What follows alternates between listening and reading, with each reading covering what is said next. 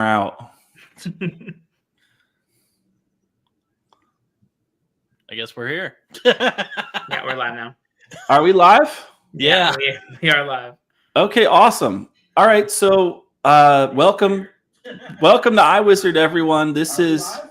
Yeah, we are live. okay, awesome. All right, so whoa, Someone has this open. little feedback. All right, we good? Can you hear me? Okay. Yeah, I can hear you. All right, everyone, welcome to iWizard. This is another episode of Side Quests. I have two special guests on with me today. They are both talented booktubers with excellent reading taste. We have Kyle from Read by Kyle, I think it is, right? Read. And read by Kyle. It has, the books have been read by Kyle. Okay. And then we have BRITTON from Some Okie Dude. So thanks for joining me, guys. Yeah, thanks for having me, man. Good. It's good being here. Of course. All right, let's start with this. Why don't I have you guys introduce yourselves? Because this is actually my first time formally meeting you, Kyle, and this is your first time on my channel, BRITTON. So who are you? What made you guys want to foray into BookTube? What sorts of things do you explore on your channels? What makes your channels unique? That sort of thing. Kyle, you want to start out? Awesome. Well, first of all, thank you for inviting me on your channel. I was really honored to be asked. I am Read by Kyle. I have this and Instagram and all that good stuff, where I mostly focus on, I mean, I guess the lens is more likely to be fantasy and science fiction, but I read a lot of stuff, historical fiction, nonfiction, like memoirs, crime fiction. I have quite a varied taste, but it seems like in our little niche, fantasy and sci-fi gets talked about the most, so that tends to be what people associate me with. I have been a booktuber for like 2 years, but on and off, and I discovered while I couldn't film that I actually just really like doing lives. I think the community aspect of being able to chat with people is really, really fun, so I tend to focus more on doing lives on my channel, and I really, really like that experience. And yeah, thanks for inviting me again. Absolutely. Wow. Yeah, I noticed that when I looked at your channel that everyone's got a different style, but you're actually really into less of the pre-planned, scripted out, whatever notes, whatever videos, and you're kind of into doing the whole live thing. So you kind of like the dialectic, the back and forth. Yeah, it's just, it plays to my strengths, and it also is just like something that I was always interested in. Like before I did this, I interviewed musicians quite a bit. And I liked doing that, but what I didn't like is that it was very timed. Like you'd get something from the publisher where you get like 20 minutes and you have to hit all the bullet points. And like in that point, it's just like everything is so compressed and sterilized because you don't really have time to like get to know the interviewee. And I would always feel like if I had 20 minutes, at like the 17th minute, I would feel like me and the musician would really start to vibe, and then I would have to end it. And so I was like, as soon as I started doing this, I was like, long form conversation just works for me so much better. So. Yeah, I think that's why like a lot of people are gravitating now toward like independent media, in large part just because when you had the more mainstream paradigm with the 3 networks and stuff like that, you had like, you'd have a guest on and it'd be like a 5-minute conversation with like really kind of, like questions that were kind of like, you'd have like 6 minutes and you'd have like 6 different people in a panel and everyone's got 30 seconds to like slip in their sort of talking points, their pre-chewed talking points. I'm like you, I like these like long form discussions. You really can let the conversation breathe and stuff like that. So yeah. BRITTON, how about you? Why don't you introduce yourself? Hello, I'm BRITTON, also known as Some Okie Dude. I run the channel Some Okie Dude on because I was running a political channel for a while, which don't look it up. It's really bad. But I thought Some Okie Dude had a nice ring to it. So yeah, I actually resisted doing BookTube for a while because like I felt I didn't really have the like personality to carry it off. And I tried it and I watched some of those old videos. I'm like, what am I doing? And it was super rambly. And then I finally, I started watching, Brian Lee Durfee, and I was like, you know what? This man is standing there on his phone, just talking about books, I have no excuse. I got to jump in. And also had some friends who were like, do it. Like, no one's stopping you. So, yeah, I started doing that. And I run a podcast called Britain's Hangout Hour. It's gotten pretty successful since I've started this up because it started out pretty slow because, well, you know. I talk a lot about fantasy, science fiction. I also talk about basically any book I think is actually interesting. So I try to cover as many books as I can. I mean, you probably won't see me covering like Gravity's Rainbow or anything like that anytime soon, but yeah, I have a passion for storytelling. I could see you doing Gravity's Rainbow on your channel. You've got kind of like a one thing I like about your channel is that you do a wide range of books, so it's not just the typical fantasy and sci-fi booktuber. Okay, this week I'm working my way through the oeuvre of Joe Abercrombie, and then George R.R. Martin, and then Robin Hobb, and then Brandon Sanderson. And it's like all the sort of greatest hits of the fantasy and sci-fi booktubers. I do like, Britton, that you have kind of, and no shade on them. That's totally fine. Hey, I love that. People are great. I mean, I haven't read. Oh yeah, those people are great. It was sounding like all my favorite authors. Like no. Oh my gosh, it was sounding rather acerbic, and I didn't mean for it to. No, what I mean, Britton, is that I like that your taste is eclectic and that you foray into different genres, and so that's much appreciated. Yeah, I mean, I read oh god, I have like reviews.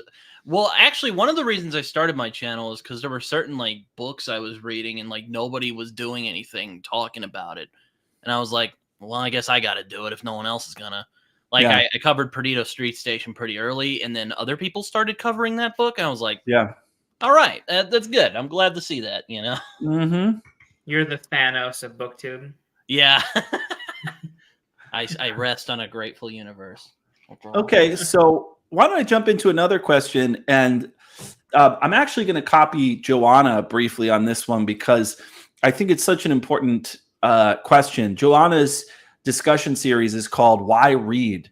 And I wanted to ask you guys that basically. Why are you obsessed with reading? Of all the things you could be doing, right? Because I don't know about you guys, but, you know, like, when I talk to people who don't read, they can't imagine why I'd want to spend my time doing this. I have friends and family members who are just like, you know, as an adult, you absolutely could not get me to read a book if you paid me to, right? I know a lot of guys, especially guys like this, friends of mine, and some of them have kids and some of them spend time golfing or playing in rec leagues or sports, betting or going to concerts or traveling, right? They have rich lives, many of them, but they don't have even the slightest interest in reading. And so I don't even slightly understand these people. And I've found out that they don't understand me either. We both can't imagine living that life. I can't imagine a life without books. They can't imagine why I'd rather read and write and make BookTube videos on a Sunday instead of, say, watching football. So why do you guys read? What does it for you? I'll go first. Joanna has asked me this question, but luckily it was a long time ago, and I don't remember what my answer was, so it'll be a fresh take. But before I answer, I do want to say real quick, one thing that I've found in my research in like psychology and like why people read and whatnot is that male role models for men is really important in reading, and like especially like having a male teacher is a really big deal. So like because you are a teacher, like I just want to say thanks for that, because there will be, you know, young boys who will look up to you for that and like actually want to pick up a book because of that. And I think it's a cycle where, you know, somebody's dad and their uncle don't read and their grandpa doesn't read, so then they don't read, they watch football because they want to relate to their dad, and their dad watches football, and there's nothing wrong with that. But it is something that like it's kind of, you have to see it done to want to do it, generally speaking. And so I think that's a very valuable pursuit. So thank you, Jordan. Well, thank you for thanking me, because, and you know what I've noticed, Kyle, really quickly, and then hopefully you'll expound upon that. I have noticed there's an article in the New York Times a few years ago called "The High Cost of Low Teacher Salary," and they were talking about the fact that in other countries like Finland and Singapore that pay their teachers like 3 times the amount that we pay ours. What they find is that as you increase the salary of teachers, national respect for the profession rises in tandem. And so in Finland and Singapore, when teachers go to cocktail parties and they walk into the room, people go, wow, you're a teacher. Oh my goodness, that's very impressive. It's like saying you're like a professor or a pediatrician or something like that. In America, you go to a cocktail party and you say, I'm a teacher, and people go, thanks for what you do. Oh my goodness, thank you. Oh my gosh, thanks for taking care of the kids. To your point, Kyle, I have an old-fashioned poster in my classroom that says "Real Men Read," and it's an old-fashioned poster, very much in the style of like Rene Girard, like children's books, but it's a guy with like a twirly mustache, and he's got his kid on his lap and he's reading to him. And I think what you say is perfectly true and apt. Is that boys do need male role models, and if dad is, and I grew up watching football and playing football, so I very much know that what you say is true. Good on you for noticing that. Yeah, I mean, I'm in Oklahoma. We're the football. We're one of the big football states out here. College football, yeah. Oh yeah. So ironically, neither my dad nor my grandpa nor any of my uncles read. So I don't know how. I just I was mama's boy, I guess. She got me to start reading. But I think the reason I read is multifaceted. The first reason when I really come down to it is my love of story. I really like story and how that can accentuate the human experience. And I'm like that with lots of things. Like, I mean, I really love TV and movies. And I like TV more than movies because you can dig deeper into the story. Whereas a movie, obviously there's lots of very excellent movies, but a movie is more likely to be a spectacle, and a TV show is more likely to give you a story, generally speaking. And like with books, just being able to sink in and fully feel that story through the characters. But I also really like nonfiction. And one of the things that I do try to tell people is that lots of nonfiction has a story too. In fact, most nonfiction has a story. And I picture, maybe this wouldn't work for everybody, but I kind of picture like all of human life is like this giant tapestry, and everybody only knows a small portion of it because we're small beings. But nonfiction can inform you of more of the tapestry, and we do that through stories. Like any book, like I'm reading this book right now, Moral Tribes, and it's telling the history of human progress and civilization, and how reason and emotion have made us more tribalistic in our morals, and how that kind of creates aggression and conflict throughout time. And so that is being told in the form of a story, but I'm still learning about the human condition through it. So when I really boil it down, I think my love for understanding the world and for storytelling is at the core of it. You're reading a book called Moral Tribes. Who's the author of that, Kyle? Joshua Green. I was going to say the name, but I forgot, so I had to think about it for a second. But it's Joshua Green. That very much reminds me of a book that I know that you and I are both fond of, The Righteous Mind by Jonathan Haidt. I bought this book just off the name of it alone after reading The Righteous Mind, because I was like, I bet this is going to kind of be a good buddy read with it. And funnily enough, I'm 4 chapters in, and he's mentioned The Righteous Mind like 4 times. So it's very much like a book that he was inspired by too. So. It sounds like it, because as you know, Haidt's book is all about that dichotomy between the rider and the elephant, reason and emotion. Yes. And one of the things I was always surprised by, because Jonathan Haidt is a rationalist, he's adjacent to the sort of new atheist crowd. I always assumed he would be making sort of million arguments for like the pure, the necessity of like pure rationality. But one of the things I was surprised about with Haidt's book was how much he prioritized the importance of the emotions.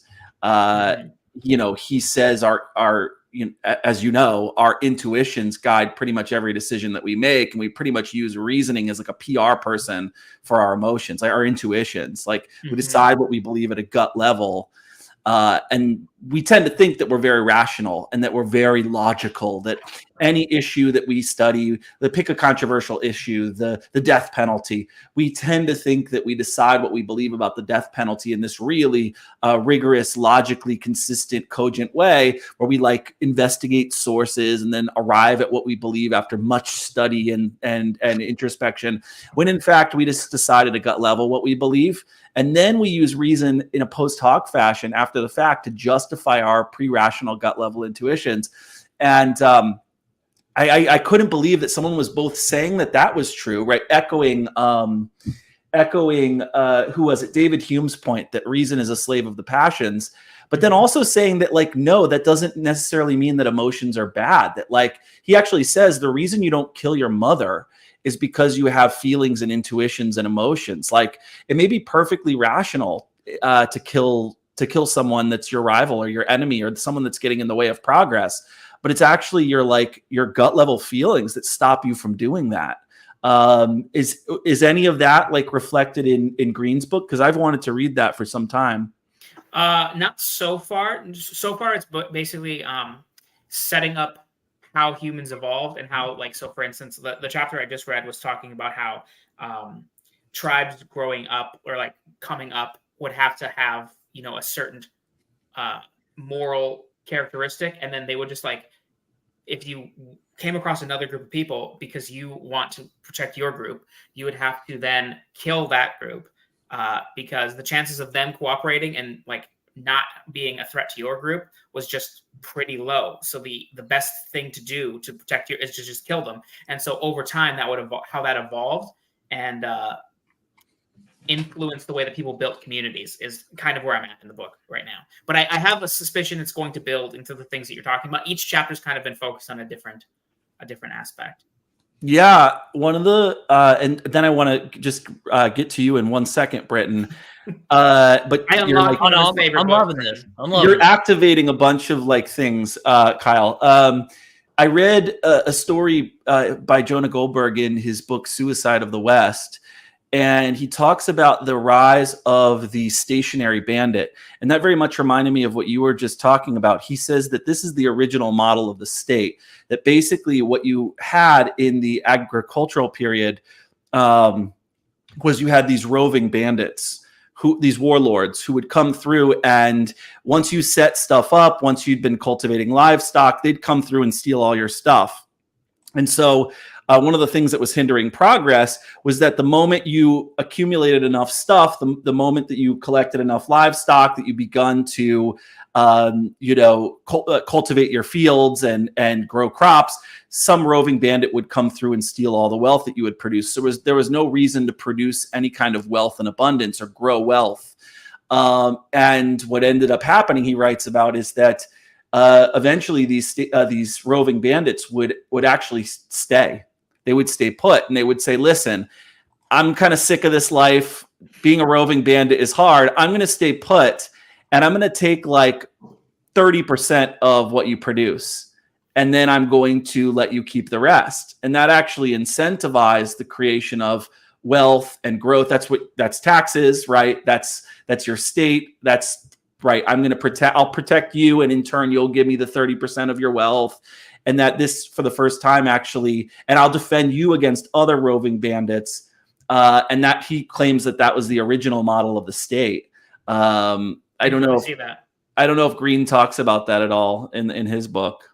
Not so far, but that makes total sense to me. Yeah, as a possibility. Yeah, Britton, like, why do you read, man? Like, I think you're a lot younger than I am. I'm 36, Britton. I'm 20. Yeah, I'm 23. I'm old enough to be your. I'm almost old enough to be your father, man. Oh my gosh, I don't. Yeah, I talk. At least a weird uncle. One of my friends, Jason. He's like, oh my gosh. He always is joking with me. He's like, dude, I could be your father. I'm like, yeah, I know. It's funny. I'm like one of the youngest. I might be one of the youngest people on here. There's probably people younger than me on here. In our circle, anyway. I feel like a lot of the YA space will have a lot of younger people too. That's true. Why do I read? Well, I mean, I didn't make a video about this a while ago, but I like to paraphrase. I don't know if any of you guys have seen. I hope you both have seen Dead Poets Society. Yeah. I like to paraphrase the part where Robin Williams is giving his speech to the boys about, we don't write poetry because it's cute. We write poetry because we are members of the human race. I have a similar thought about reading. I read because I want to most feel life, to quote Rousseau, but also I was actually talking about this earlier today. I really like going into, because when I read a good book anyway, I feel like I'm looking into the author's perspective, like, and I really like encountering that, and I really like to feel how these people feel in the story, I mean, and also I just love storytelling, and sometimes you just want to get lost in a great story, that might be. I hope that's not underwhelming. Oh, you're muted, Jordan. Sorry about that. It's not at all. It strikes me as deeply true. And I'm glad that you, a youngster, have seen Dead Poet Society. I watched it in middle school, like not long after Robin Williams died. That's a great film.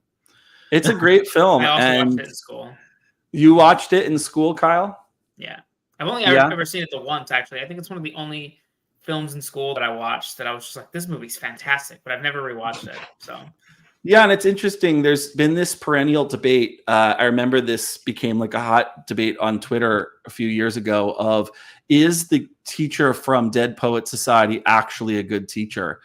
And like, I actually think that you need, like, I think there's like a Taoist sort of yin yang kind of balance that you need. I do think, because if you remember, the plot is like, this like romantic, this like inspired sort of guy who's like crossing the boundaries and breaking the rules. He gets a job at this like stuffy, like elite, like boarding school, and they wear like fancy jackets and loafers, and he gets there and he looks at their textbook, and they're like analyzing poetry by like equations.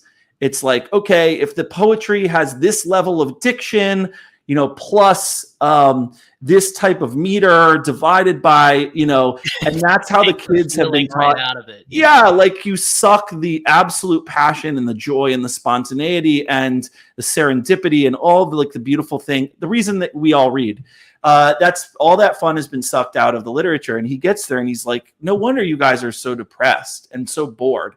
And so he goes there and starts like taking them outside and like dancing on the tables and like introducing them to like Lord Byron.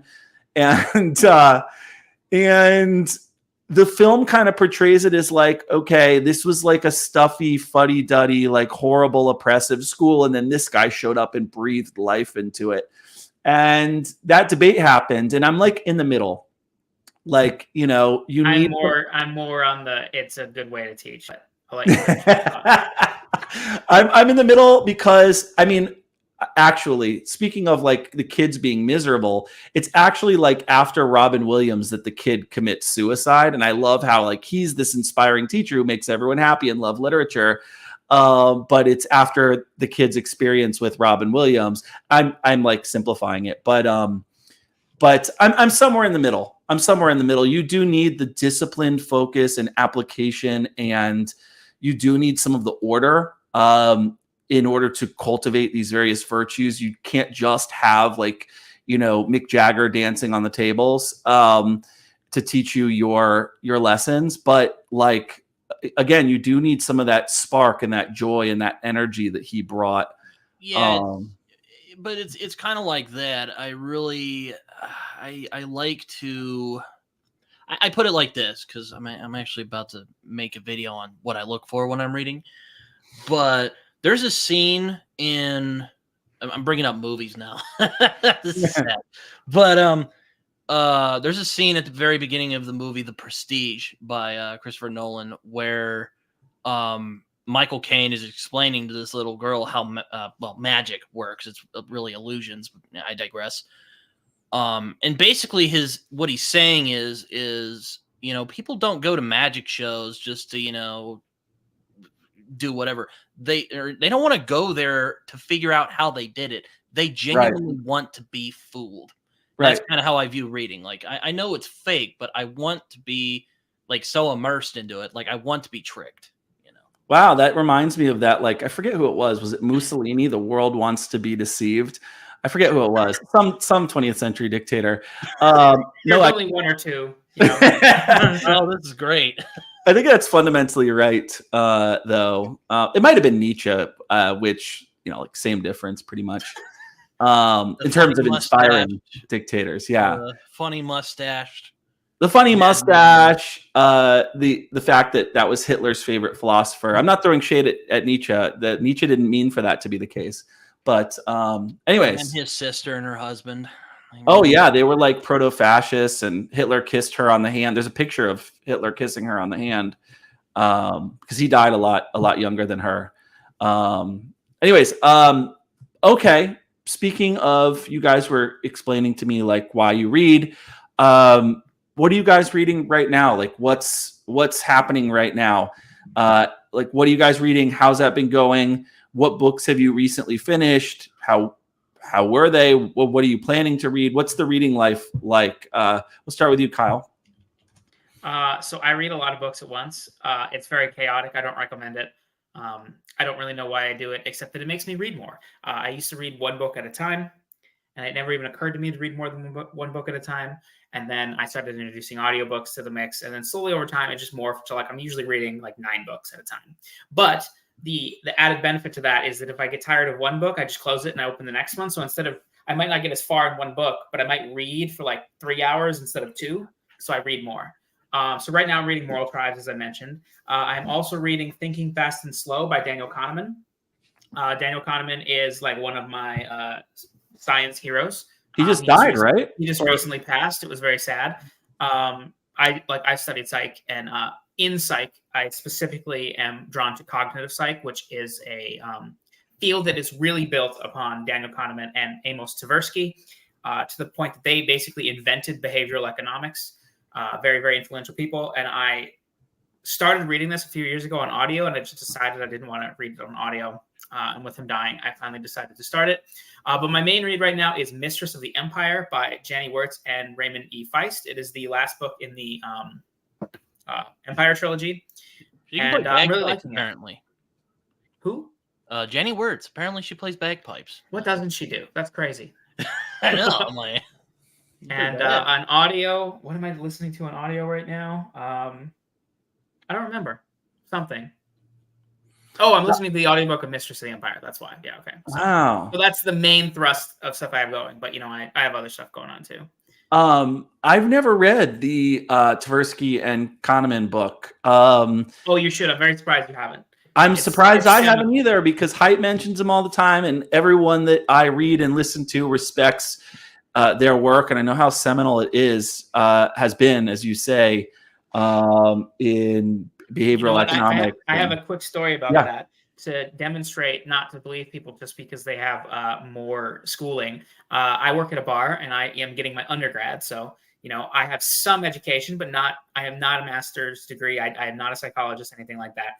And one of my regulars is studying for his PhD in psychology, so we'll talk about psych, and I'll normally defer to him. And I mentioned Thinking Fast and Slow recently, and he was just like, "Oh, that book is just not that good. It's just been like dismantled. Like they're just like a lot of their studies weren't easily replicable." And I was like, "Oh, interesting. I'd have never heard that. I've heard that they're actually quite."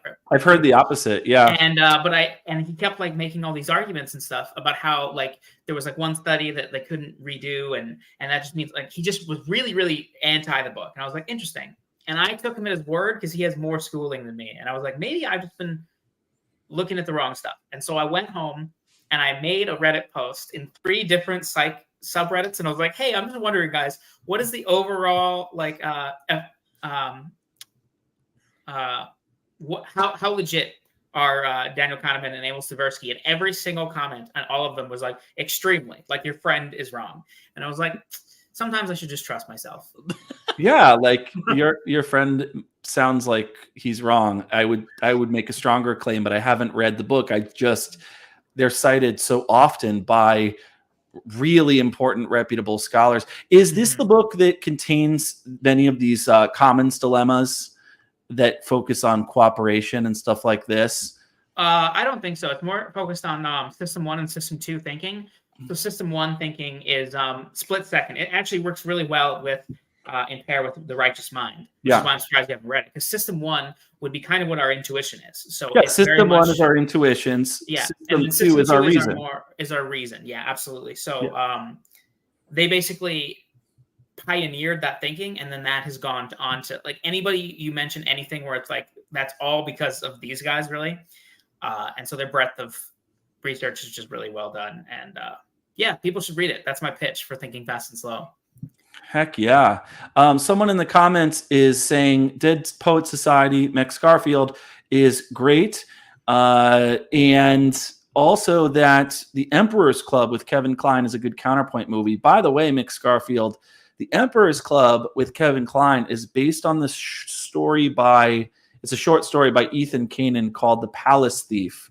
It's the same exact story, beautifully written, so elegant. Ethan Kanan is such a good writer. He teaches at the Iowa Writers Workshop, and he actually was a medical doctor. He graduated from Harvard and just started writing. And I know what he's doing. What's that? So this guy knows what he's doing. This guy knows what he's doing, and he's written a bunch of good books. He recently wrote a book about genius mathematicians and their sort of life of the mind. But The Emperor's Club is a good film. And yeah, it's based on that story, the Palace Thief. What I love about that story is it's a morality play. It's a really deep moral tale about how even like seemingly like really little decisions have like really big consequences. And Mick Scarfield, you'll know what I'm talking about because you've seen the movie. Check out that short story. Britton, what are you reading right now? Well, I'll admit I've been pretty slow with my reading recently because just a bunch of personal stuff's come up. But what I'm reading right now, I've been kind of on a pure fantasy kick recently. So I'm reading this big chunker right here, Jonathan Strange and Mr. Norrell, which is one I've been wanting to read for a long time. I'm digging it a lot, but it's basically like, hey, what if Charles Dickens wrote a proper fantasy novel? What would that look like? It would probably be this book right here. So yeah. And I'm also reading, because I've been delving more into self-pub, but Legend of Blackjack by A.R. Witham, which I'm digging a lot. It's very much there are some issues I have with it, but so far, but I'm liking it for the most part. I don't want to talk about that here just yet. Nice. Kyle, I did recently finish Ubik. Sorry. Oh, how did you like it? No, please, Britton. Yeah. Oh, yeah, I thought it was good. I mean, I don't know if it's one of my favorite PKD books, but Ubik, you said? Ubik, yeah. Yep. Which is one of his famous ones. Actually, the one that got on Times 100 Best Books by which shocks me because because PKD is such a weird cult author. If you were to ask someone to like start with PKD, like what would you recommend? Have you read a lot of him? I've read 5 of his novels now and a bunch of his short stories. Probably would just start with the short stories and do Android's Dream of Electric Sheep. Yeah, he's somebody that's like a weird blind spot for me. I own like 7 or 8 of his books, and I've just never read any of them. So that's probably where I would start. Yeah. Nice. Yeah. Okay. Sorry to interrupt. No. You read Ubik, and what were your thoughts? What, like, out of 5 stars, what would you give it? Because my wife loved it, and she reviewed it on our channel, and she thought it was just utterly brilliant, quite dense, but she just was captivated by it.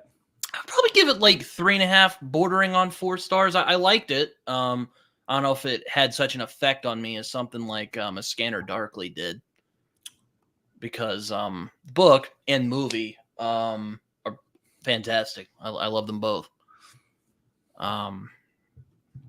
But yeah, no, Ubik's a good book.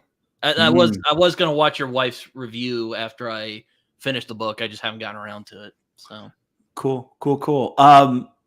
Kyle, tell me what you think of Janie Wirtz, because her books have picked up steam in terms of a lot of the booktubers that I watch, people like, like Philip and Joanna, talking about how impressive her works are, how rich and textured her world is, how beautiful the prose is.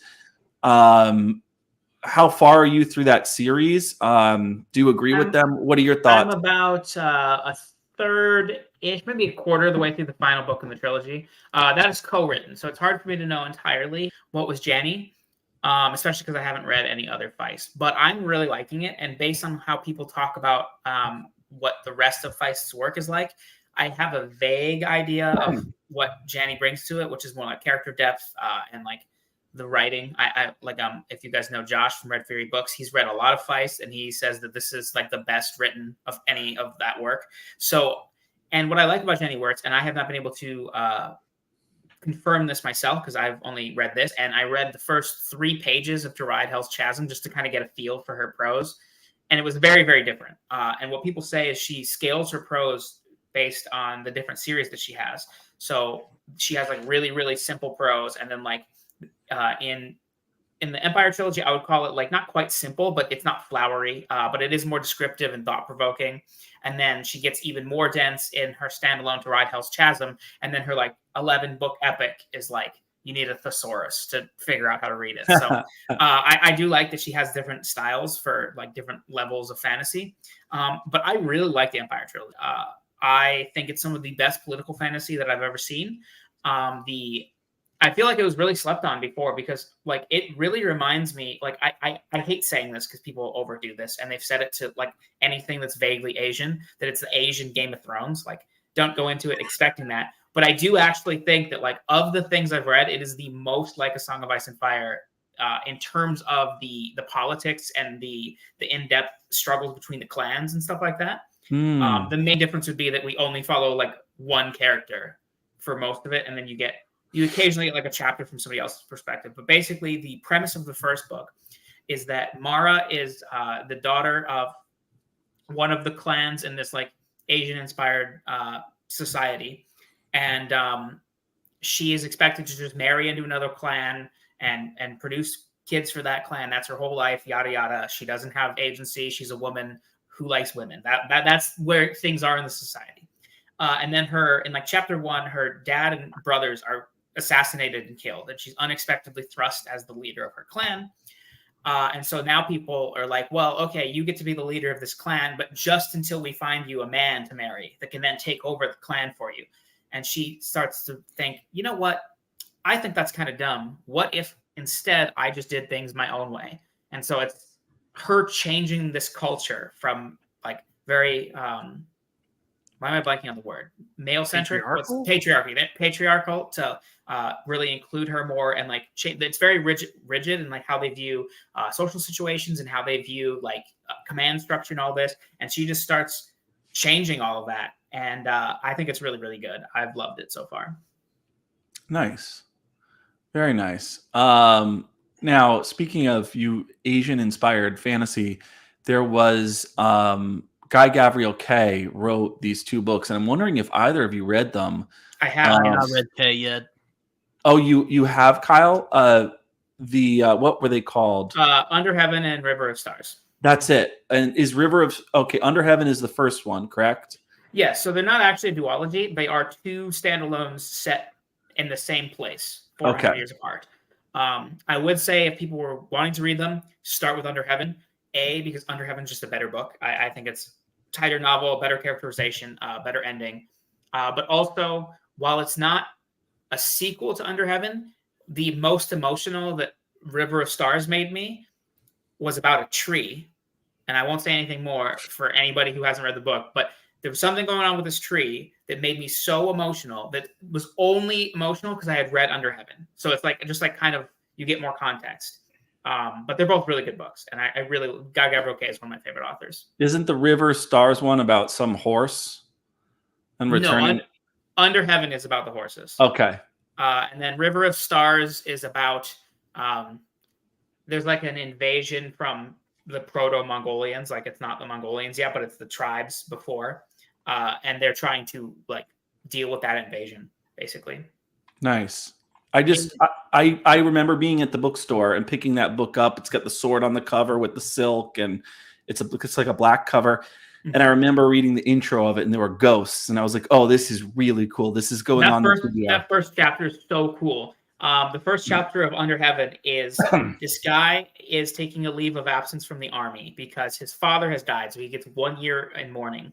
And the battle that his father was most famous for having won, they was in this like place that's really close to the edge of the border where the supernatural are likely to occur. And so all of the dead bodies from this battle are still laid out because people are afraid of the ghosts of these dead bodies and how angry they are that they've been left and abandoned. So this guy just goes there by himself, and he uses his mourning period to, in the daytime, just go out and bury these people.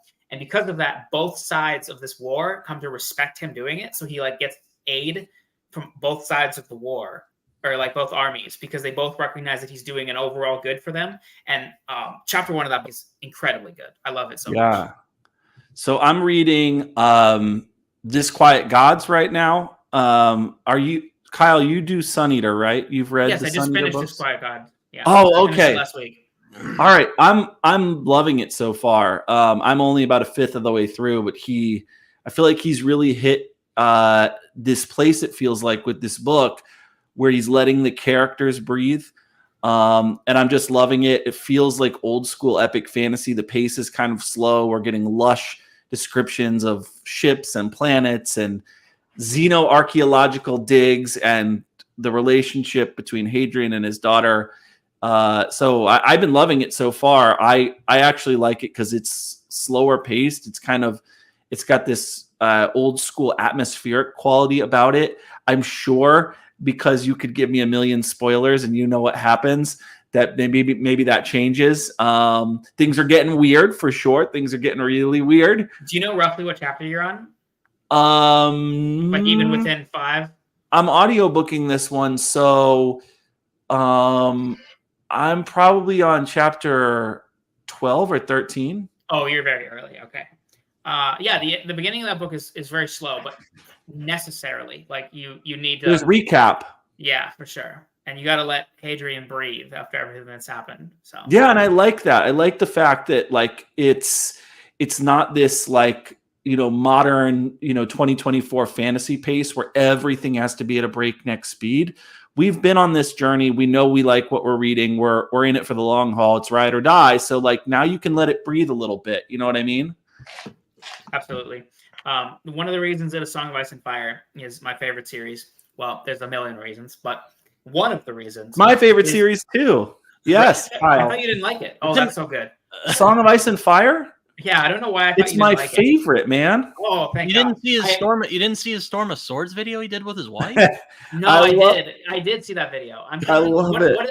Oh, it's the stand you don't like. That's what it is. Yeah, Mike's very angry about that still. Okay. That's what I was thinking about. I knew it was one of my favorite books that you didn't like, but okay. Yeah. But back to what I was saying is that Martin really understands consequences, and so does Rocchio, and I really like that about it. I tire of not to pick on Wheel of Time, but it's one I think of all the time, where like crazy stuff happens in Wheel of Time and then they just go on with their day.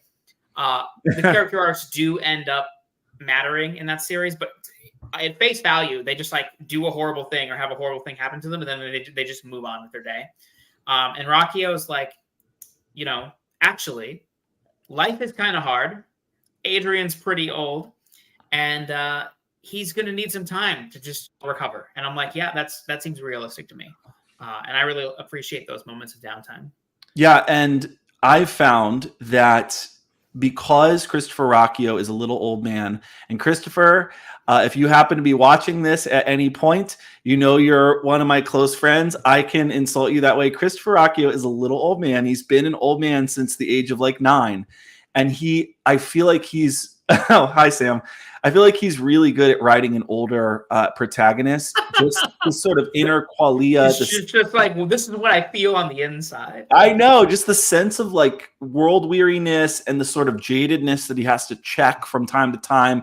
Just the sense of everything that he's been through kind of weighing on him.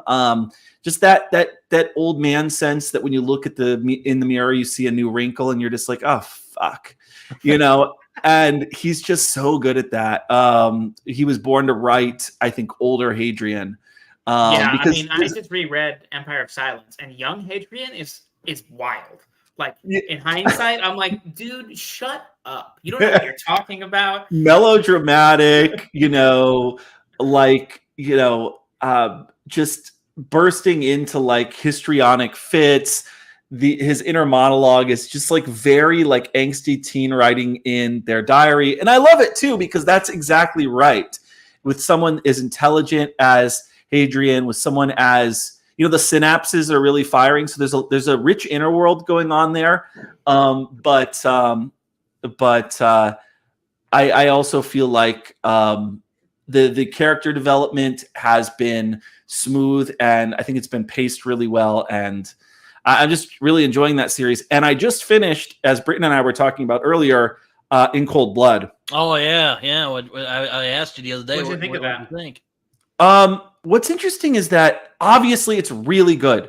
And if it didn't have the reputation that it has, I would say this book is incredible. Why has no one told me about it? It's really incredible.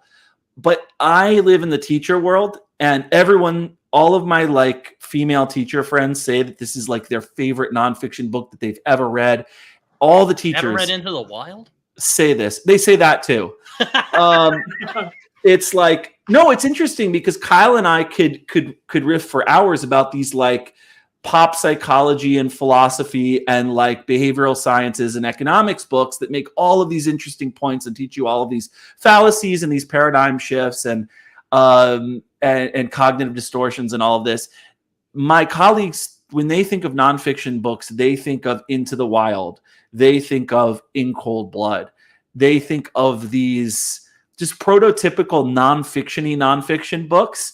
I think it's narrative nonfiction. I don't know what genre In Cold Blood is, but I would call Into the Wild narrative nonfiction, right? Narrative nonfiction, creative nonfiction, true crime, that sort of thing. Truman Capote called this the first nonfiction novel. Obviously it's a great book. It's a really good book. It raises interesting questions, as I was telling you earlier, Britton, about journalistic ethics, and it raises these questions of how much should we humanize people who have committed like brutal, heinous, barbaric crimes. The book is the pacing, the structure, the characterization. It's in that new journalism tradition where the author kind of inserts himself sort of into the story. And it's just a really well-written account of American crime and just what are some of the antecedents to the culture that we're living in today. It's about broken families and what crime does to children and what being in a broken family does to kids. It's about small town America and what is like the glue that holds these communities together. The futility of the whole crime. What's that? The futility of the whole crime. I thought the futility of the whole crime. Like these guys thought that there was a safe in this house with tons of money in it, and it turns out that there isn't, and they kill this Clutter family anyways. But it's, again, like you say, it's about the dark secrets that we also that we sweep under the rug in America. And it's very experimental stylistically, but it works somehow. Some of the stylistic experiments that Capote does, I just hadn't been done before. And he was also very conscious of the fact that he was doing something entirely new,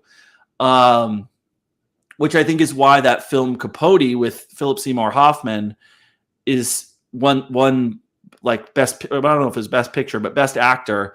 That was such an impressive film because it went and showed his sort of metacognitive, self-conscious process of like going down to Kansas and interviewing people and grappling with these questions. I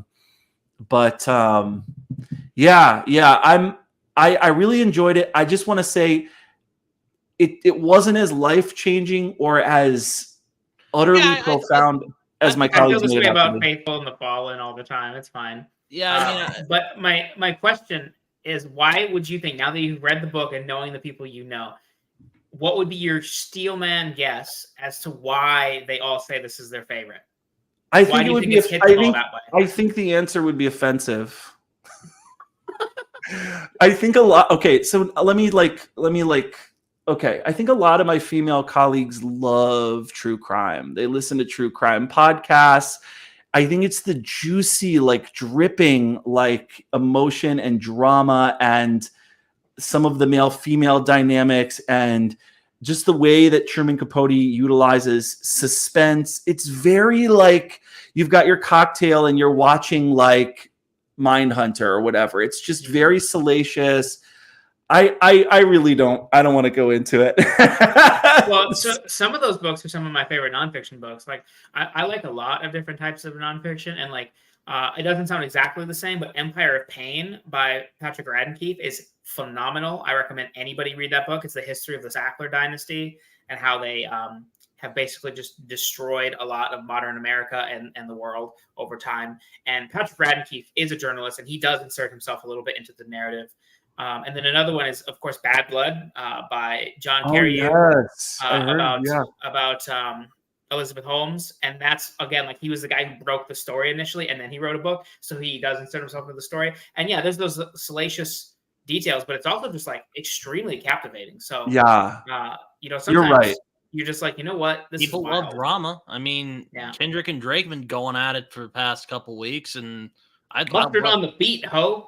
Oh, yeah. And I do too, Britton. I love drama too. So who am I to judge? No, but I mean, there's like Killers of the Flower Moon, which is a similar book. Oh, that's a fantastic book. Yeah. Well, what's that about?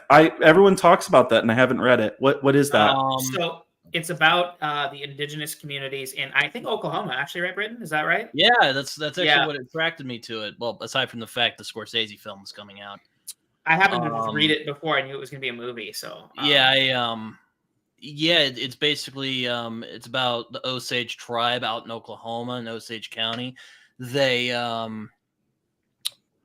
started dying mysteriously, and of course they end up figuring out maybe it's not so mysterious after all. It's really sad. It's kind of a lamentation on our more violent history, because we love to romanticize America, but America ain't a perfect place. I mean, no place is, and there's that sense that like we're still dealing with this all these years later, and we're not systematically murdering people, but we are still kind of like still a lot to give you a little bit more context. I forget why the tribe was rich. I want to say it was oil related, or gas line.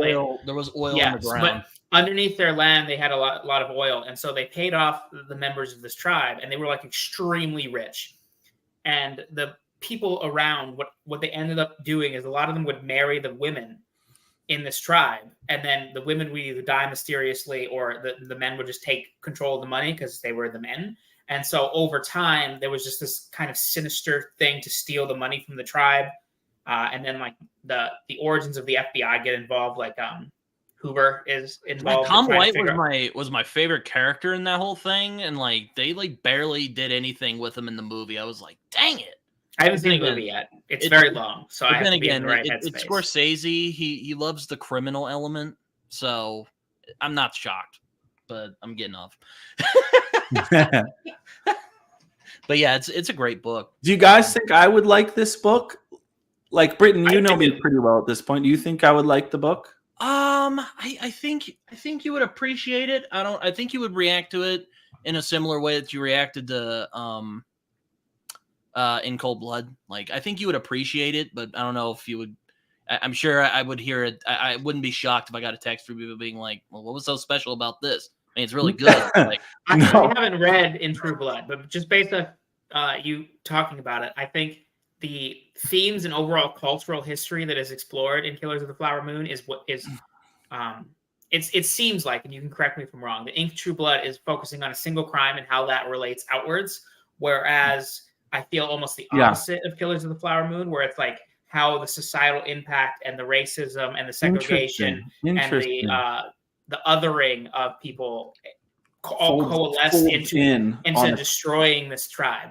Okay. And I think so in that lens, the macro story might interest you more than just the fact that people are dying in it. I see. Yeah, one of the things, I think you're kind of right about me, Britton. One of the things that bothered me about In Cold Blood is, you know, I have kind of a moralistic streak in me in some sense, a little bit of didacticism. You like Game of Thrones, so I mean that makes sense. But it's a very moral story, even though it's in a world. It's Machiavellian is one of the reasons I like Song of Ice and Fire, is because I've been teaching Machiavelli for my whole career, and I love reading that. But and Martin is an expert on Machiavelli. He's in like all of the Machiavelli documentaries I've seen, actually. Really, I didn't know that. Really, yeah. I did not know that. Yeah, he studied him in college, and that you know, along with Wars of the Roses and stuff like that, it's been like a central inspiration for Song of Ice and Fire. One of the problems I had with In Cold Blood is and again, you can call me a conservative fuddy-duddy or something like that, but there's just, in my opinion, there's not enough of a moral center to that story. And again, I know that's part of this sort of Tom Wolfe new journalism tradition of, I know Capote comes before Tom Wolfe and is a progenitor to him, but I think it humanizes brutal nihilistic murderers too much. And there's a bit of exploitation when it comes to the Clutter family, and we're in Nancy's room and we're reading her diary and we're making fun of Herb Clutter and we're exploiting Bonnie's mental illness. And I felt bad for him because, you know, it's more like, you know, it's like, yo, these people did not need to die.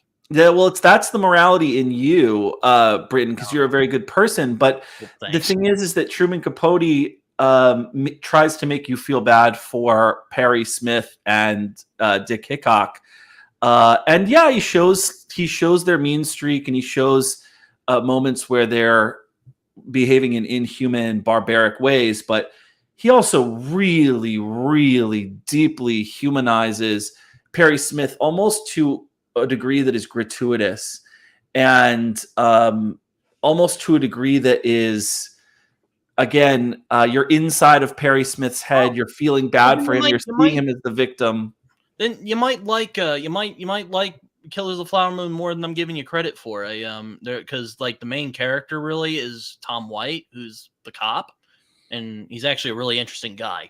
He was my favorite character the whole thing. Oh, interesting. So yeah. The danger of like this like journalistic nonfiction is like you get the biases of the author and the point of view of the author. And sometimes that can be great. And sometimes what happens a lot of the time is they just add a bunch of shit that doesn't need to be in there. And could we focus? Like you just had a little pet project on the side here. And that genre is rife with that. And I think the best of them, like Bad Blood, and another one I really liked is American Kingpin by Nick Bilton, I think. That one was also very good. But a lot of them are like that. There's one book that I actually really like, but it falls victim to this. It's Hidden Valley Road by Robert Kolker, I think it is. And it's the study of this really interesting family where I think they had 7 kids, but I might be wrong on the number of kids. But if they had 7 kids, 4 or 5 of them had schizophrenia, which is quite a lot. And so a lot of our schizophrenia knowledge and research came from this family initially because it's, you know, they had so much relevant data. And so they were able to use them for a lot of like genetics testing and just like, you know, a lot of studies. And it also is detailing the biography of this family because you imagine the family living in this circumstance where we didn't really know much about schizophrenia at the time. And then they had like 4 or 5 kids that had schizophrenia. And, you know, that's all well and good. But the author, you can tell his main 2 sources were the 2 daughters that didn't have schizophrenia. And the reality, what ends up happening is like the last third of the book just goes off and explains the rest of their lives and like how they have kids and how they've reacted to it and all that. And I'm like, I mean, this is not technically uninteresting, but like you spent most of the book talking about how the schizophrenia impacted this family and the general science body of schizophrenia. And then now you just spent like 100 pages talking about how this girl's bringing her daughter to school, and like I'm just like, you so clearly just decided to include this because you had them as sources. And so I think that is the danger of that subgenre, is the inability to focus. Yeah, I think that's very true and apt. In the case of In Cold Blood, part of it is a journalistic ethics question. Capote went down there. He is a very charming, smooth talking, almost kind of, yeah, like kind of a sort of a con man type, just a very American character in a lot of ways. And he would worm his way into these people's lives and into these situations where he would get people to reveal things and he would fill in the gaps. He took a lot of creative license. One of the interesting things about teaching this book is that you can ask students to like just isolate a chapter and tell me, what do you think is fact-based? What do you think he just made up? What is it impossible for him to have known? And, you know, what is neutral? What is it in there that you can't really say whether it's fact or fiction? Part of my problem is that he clearly took a deep sympathy for these murderers. And I think that's important. In all honesty, they're human beings, right? I personally am against the death penalty. So just like, that's where I'm coming from. So I'm not like, let them fry or anything like that. But, you know, like you're not that much of an angry grandpa. No. I am an angry grandpa, but I am not like, let them fry. But yeah, like, you know, Truman Capote said in an interview that he is Perry Smith. They're the same person, except that he walked out the front door and Perry Smith walked out the back.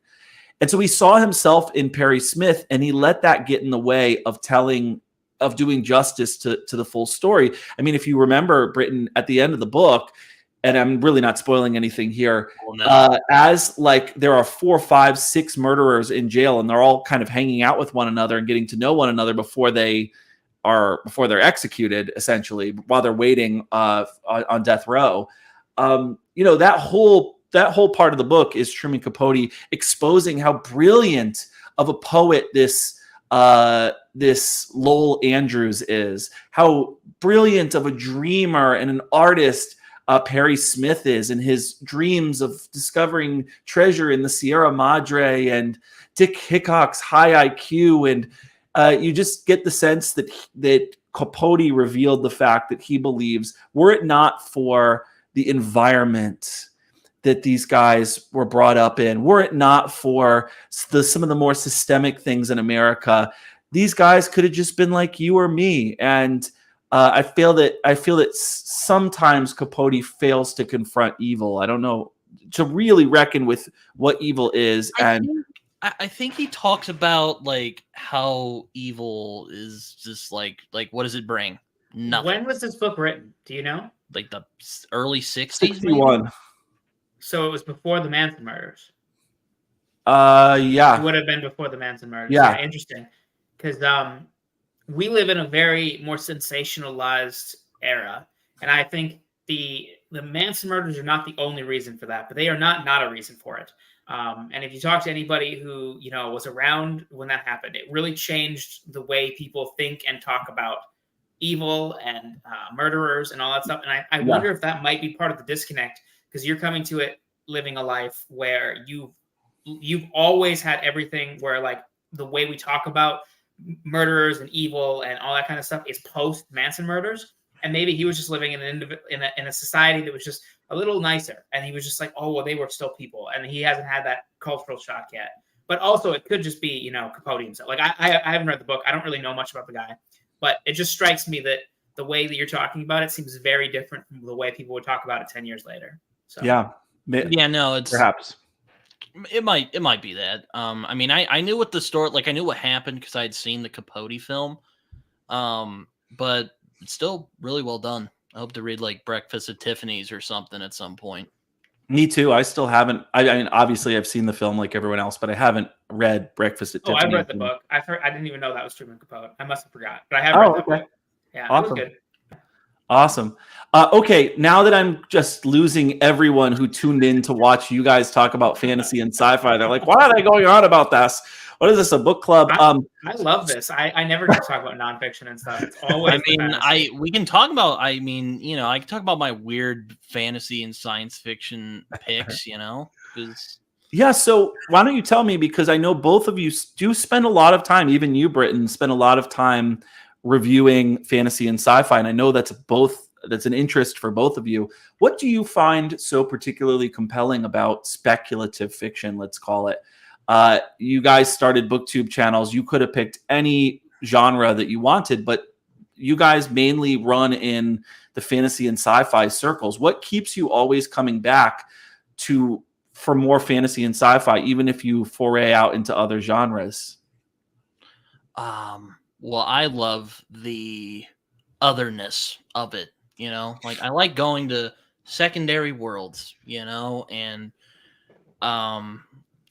you know, and I also I really like the speculation a lot, and especially in science fiction. I like that, you know, I think fantasy and science fiction is important genres because they reveal who you are, what human beings are, and what they can do, and what we could become, or what we were at one point. Because yes, I think Philip said something like fantasy is the literature of it's not rehabilitation. I forget. I'm sorry, Philip, if you watch this. He'll probably politely and eloquently explain what he said before, but it's kind of like that. It really shows who I find it really speaks to. I find fantasy and science fiction at its best. I find it really speaks to a very human desire to. There's a very human desire that there has to be more than what we have now. I think fantasy and science fiction really taps into that vein. Brittany, I'm like trying to grasp for what Philip's definition is, because I know exactly what you're talking about. I know, and I just can't remember the way he worded it, because it's such a brilliant way to word it.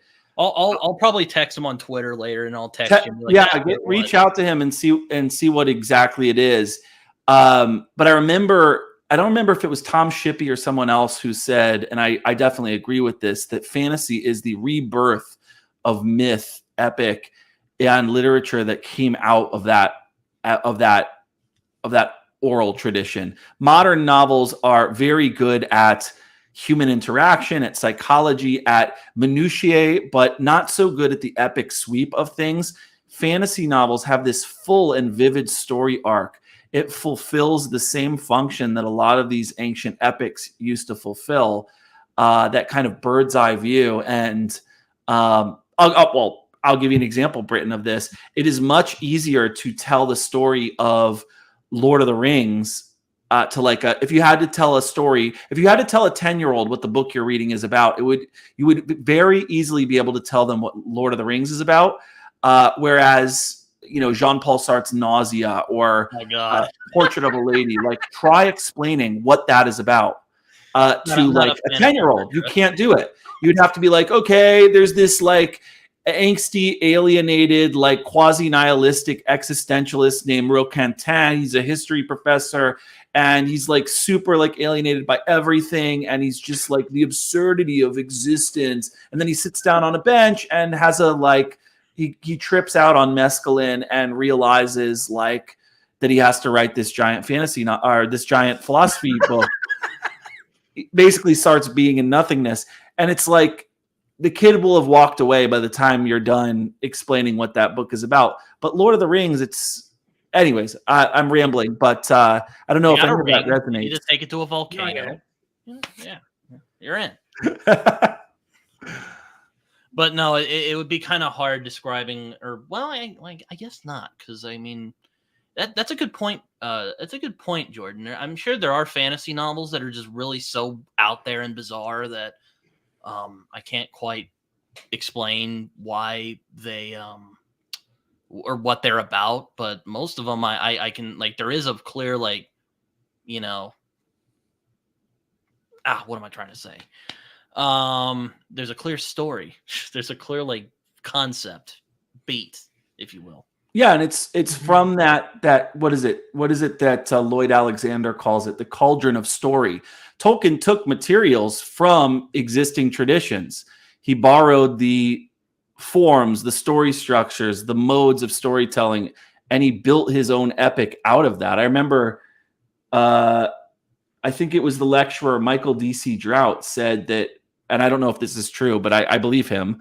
He teaches at Wheaton College. He said that Tolkien wrote Lord of the Rings to be a platform for him to express the languages he had invented. That he actually invented these languages, and he needed a world for that language to interact in. Yeah. Mm-hmm. What about you, Kyle? Why do you read fantasy and sci-fi, and mostly fantasy? I think, Kyle, on your channel. You know, it's a really difficult question. I have lots of answers, but I don't know what the true answer is. So I guess I'll just explore it outward. This actually is relevant to earlier today. I was breaking the leaves, and I was listening to a podcast about a chapter by chapter analysis of A Song of Ice and Fire, and it was the second chapter because I just started it, and they were talking about the loyalty that Ned Stark has given throughout the series, and what that means, and how different people and how the decisions that Ned Stark makes affect all of the people in the story, even when he's not physically present around them, because the way that he treats people is very particular and inspires loyalty. And while I was breaking, I immediately thought to the fact that my bosses frustrate me because they don't treat people the right way that I feel like they should be treated. And I was thinking about it, and I had never made this like actual connection that when I think of good leadership, I actually do kind of think of just Ned Stark, because the way that he treats the people around him and the loyalty that he inspires by just treating people decently. An example, I'll get to the point soon, I swear. But an example is if you're reading Ned Stark's chapters in Game of Thrones, he names all of his guards because they're actual people to him. Whereas in every other chapter in the series, that's just not what happens. Like they're just like a guard came and blah, blah, blah. So the way that he treats people really matters. And I thought about that. And I read A Song of Ice and Fire when I was really young.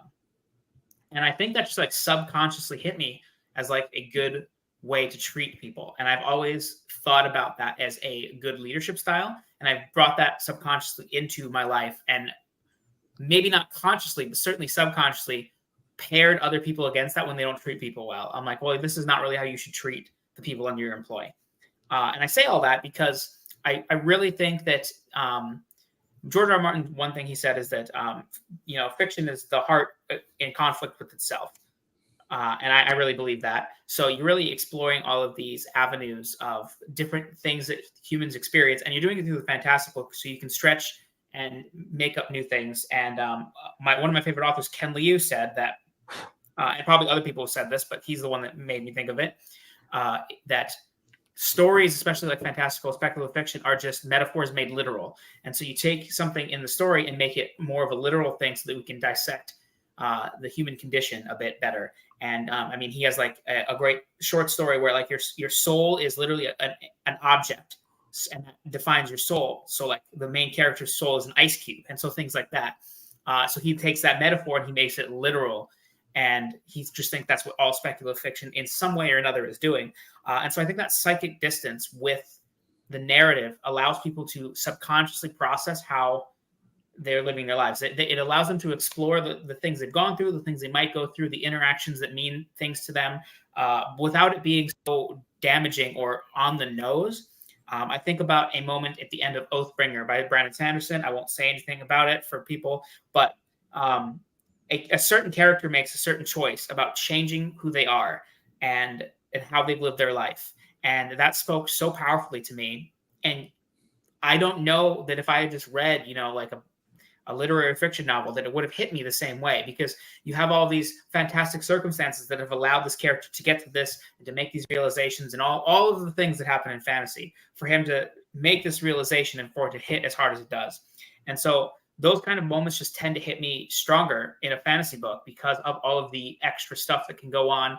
And, if there's magic, how that stuff reacts to people. I think it's similar to horror, where, a lot of people, when they watch a horror movie, they're watching it to be scared because it's safer to be scared through a horror movie than to something that's actually really scary in your life. And I think all of that kind of coalesces together into why I like fantasy. But my dirty secret is I actually don't really like magic that much. I don't dislike magic. But if I was to tell you all my favorite series and list the things I like about them, Magic would not be in the top 5 for any of them. Like, it's just not. It is not a draw for me. It's like cool sometimes. But I'm way more there for, the plot and the characters and maybe even the world building itself. But Magic, I'm like, yeah, I mean, it's shocking coming from a Sanderson fan, but I just don't really care that much. I was just gonna say that, but you already know your own hypocrisy. No, I'm just kidding. It's interesting. It reminds me of something Neil Gaiman said. He said, we don't read fairy tales because there are dragons. We read fairy tales because we learn from them that dragons can be beaten. I remember him saying that, and thank you for bringing that up, because I remember thinking it was in an essay of some sort. Probably. That's a beautiful quote. I should do something with it, and then I never did. So excellent, Britton.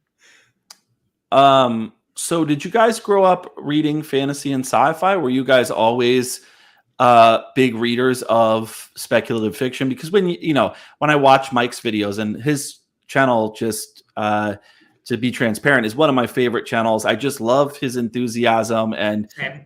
watching a Mike video always reminds me of why I became a big reader in the first place, because I actually didn't start getting really into books until after high school. But he goes back and he talks about being in middle school and checking out all of the Stephen King books from the library and stuff like that. That just wasn't me. But did you guys grow up reading fantasy and sci-fi? Were you reading Chronicles of Narnia or Harry Potter or whatever was big when you guys were? What's your history behind this? My answer is yes, but with a caveat, which is that apart from Lord of the Rings, which I pretty consciously knew was fantasy, and that I loved it. I read the books. I watched the movies a million times. I really like Lord of the Rings. Apart from that, I would have told you no for most of my life. Like, I know Harry Potter is fantasy, but I was in the very J.K. Rowling thought process of like, it's not really fantasy. And then because she doesn't really think it's fantasy until she's like halfway through the series. And she's like, I guess I was writing fantasy. So I just loved Harry Potter. It's like, yeah, I mean, those are the two things that I love the most. Of some people is ridiculous. For sure. And but I was part of that mental gymnastics. I was like, I don't read fantasy. I read, whatever, and also this stuff. And then I read American Gods by Neil Gaiman, and I really like that. But again, I was like, I like it because it's like myth and also America. I don't like fantasy.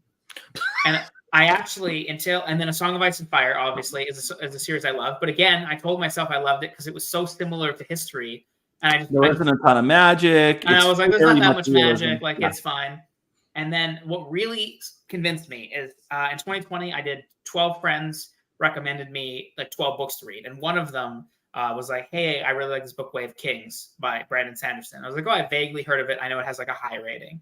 And I dragged my feet because it was a 1,300-page book. So I actually read it in November of 2020.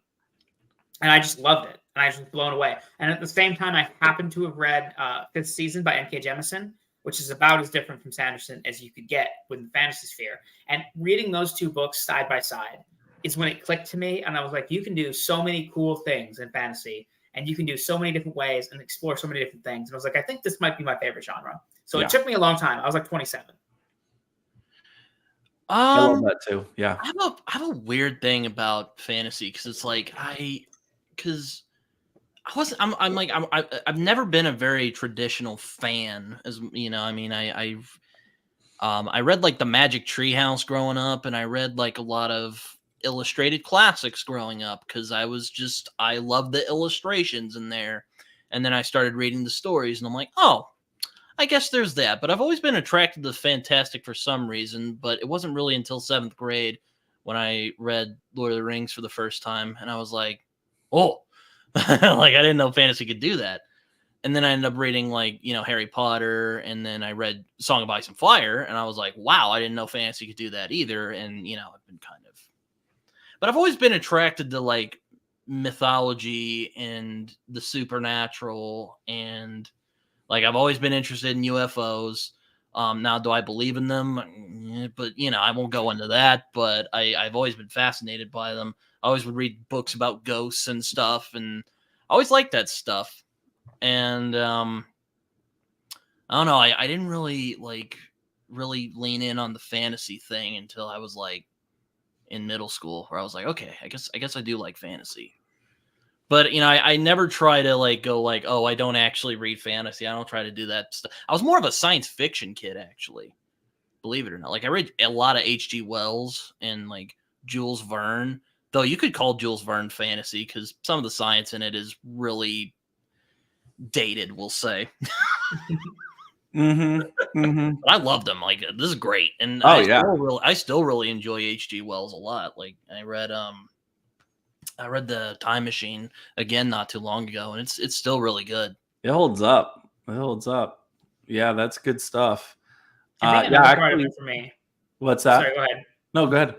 Oh, I was gonna say another part of it for me is like I grew up a metalhead, like not as a kid, but in high school. Well, that helps for fantasy. I mean, my God, when you know, listen to some of but these the thing like is, metal, so yeah, there's a lot of parallels that I will draw between fantasy community and metalhead community. heck yeah. Which is that they are really othered by people.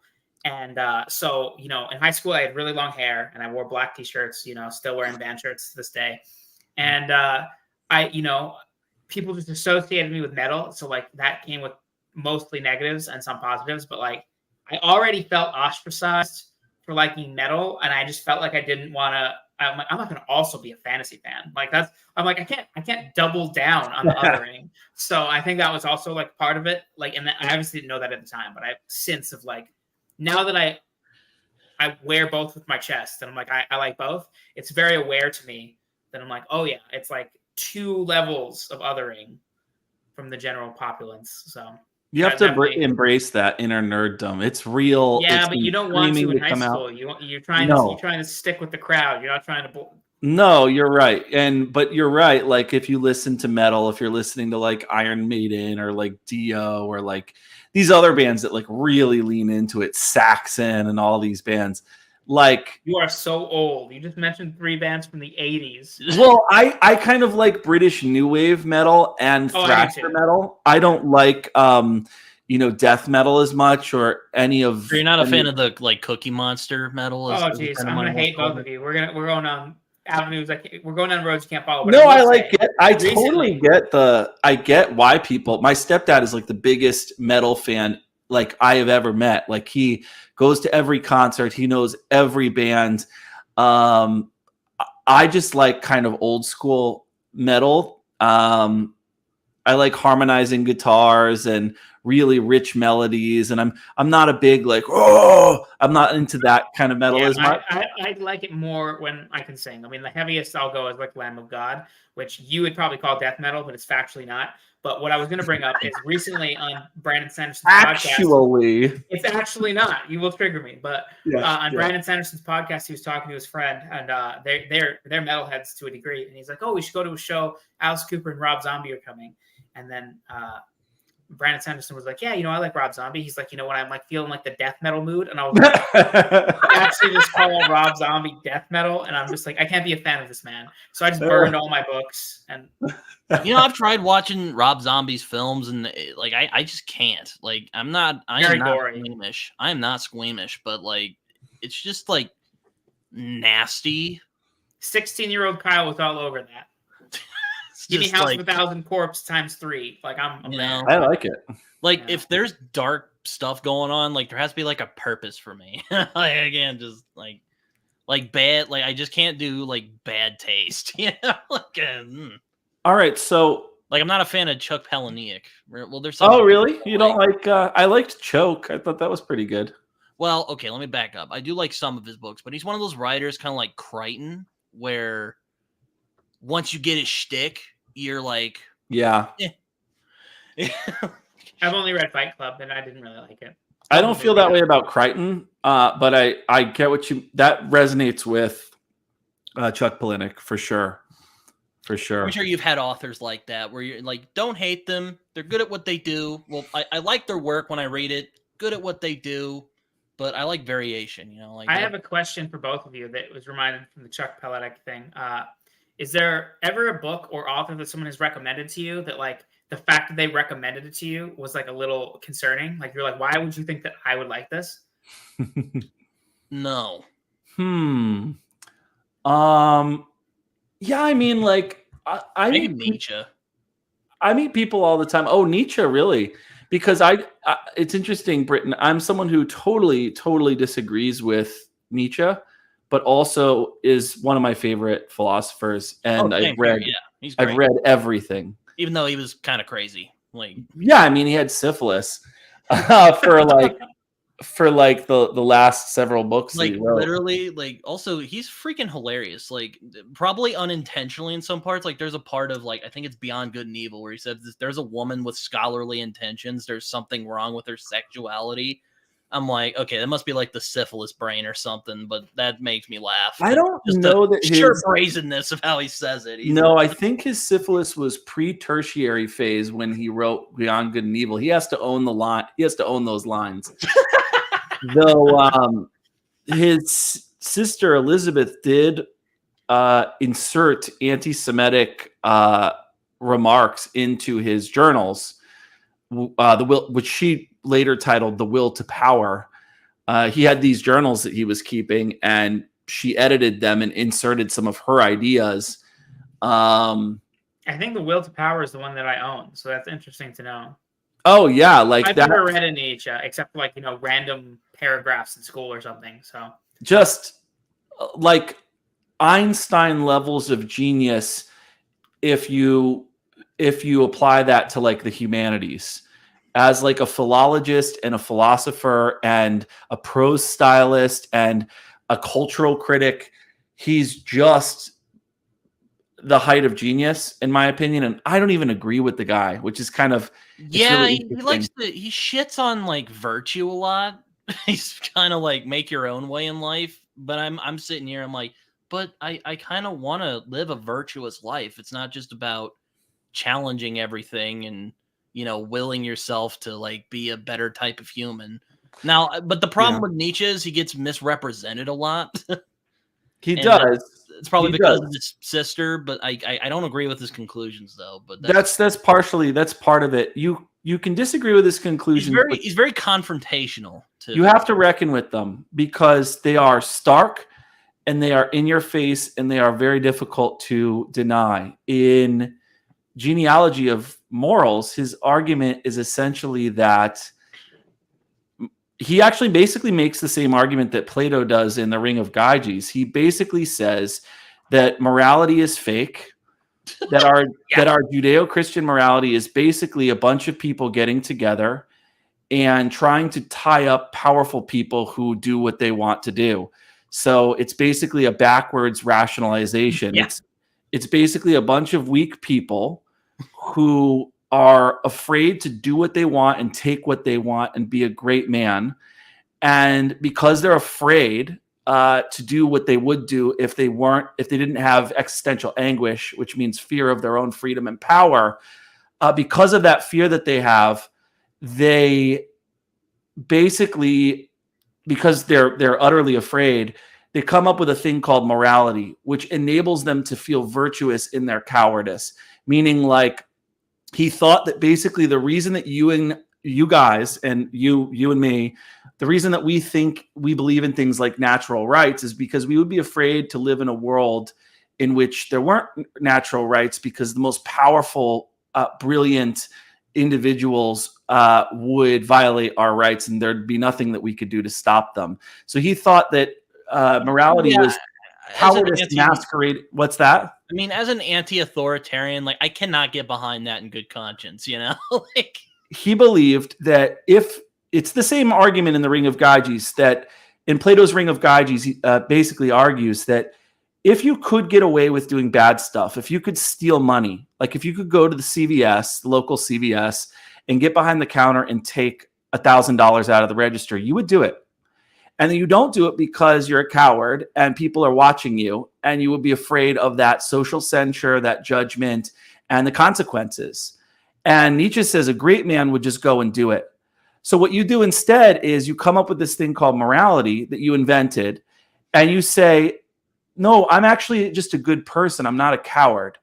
And the reason I don't rob that thing is because there's property rights and there's natural rights, and it's wrong to steal and stuff like that. And so what you do is you use that moral system to like chain up people who do actually have the stones to go behind the counter and steal that money. which again, I totally think is reductionist, and I disagree with him. Of course, I disagree with his claims that Judeo-Christian morality is a slave morality, and Yeah. that we should move beyond good and evil, and we should really be thinking of like strong versus weak. I disagree with that, but he makes really good arguments, and you do have to grapple with Very them. vigorous. It's like, my God, Makes you think. he just keeps pounding you with it. And that's just one book, and that's like 1/100th of the argument that he makes. And every single claim that he makes is profound and interesting and provocative, and Gets the people going. He blows your mind. And I don't even like his philosophy. I am someone who subscribes to a Judeo-Christian morality. What's that? He'd probably be so mad at like the internet edgelords who uses quotes unironically. Like, it's just, oh man. I think he was kind of the edgelord of his time. He sounds like an edgelord. I think that I've never heard some stuff from him that didn't sound a little edgelordy. I think that like the modern university system found him so threatening that they appropriated him and made him into like weird outsider philosophy. Yeah, like, but actually, like, he was like, this is 19th century great man, right-wing great man theory. And if you actually read his work closely, there's just no denying that. So any attempt to like turn him into like a Frankfurt School postmodern, like, oh, he wasn't that bad prophet or anything like that. Like, he's just, that's not it. I would recommend if you want to get started with Nietzsche and you haven't. Yeah, that was my next question. Okay, I would start with Thus Spoke Zarathustra, which is, it's brilliant. It's written like a mockery of the Bible. It's written in mock biblical language. And it's told as a story. It's told as the story of Zarathustra coming down from the mountain as a prophet, and basically announcing the fact to the simple-minded villagers that God is dead. And of course, what Nietzsche meant, he wasn't some like angsty, nihilistic, emo teenager writing in his journal. When he said God is dead, he didn't mean like, oh, God is dead. My favorite band is Stabby Stabby Death Stab. Like, God is dead. Stabby Death Stab is so cool. No, like, Nietzsche wasn't like a scene kid. What he meant is that when he said God is dead, he meant that he was worried that because of the decline of Judeo-Christian religion, because of the secularization of society, the lack of belief in God, that was actually kind of dangerous. Again, he called himself the Antichrist. He wrote a book called The Antichrist. Yeah. He was an atheist. He was an atheist, but he was deeply worried about he was deeply worried about nihilism. He was worried that the West would replace God with something even worse. And he predicted that hundreds of millions of people, or 100 million people, would die in the 20th century as a consequence of this replacing God. As he says, God is dead, we've killed him.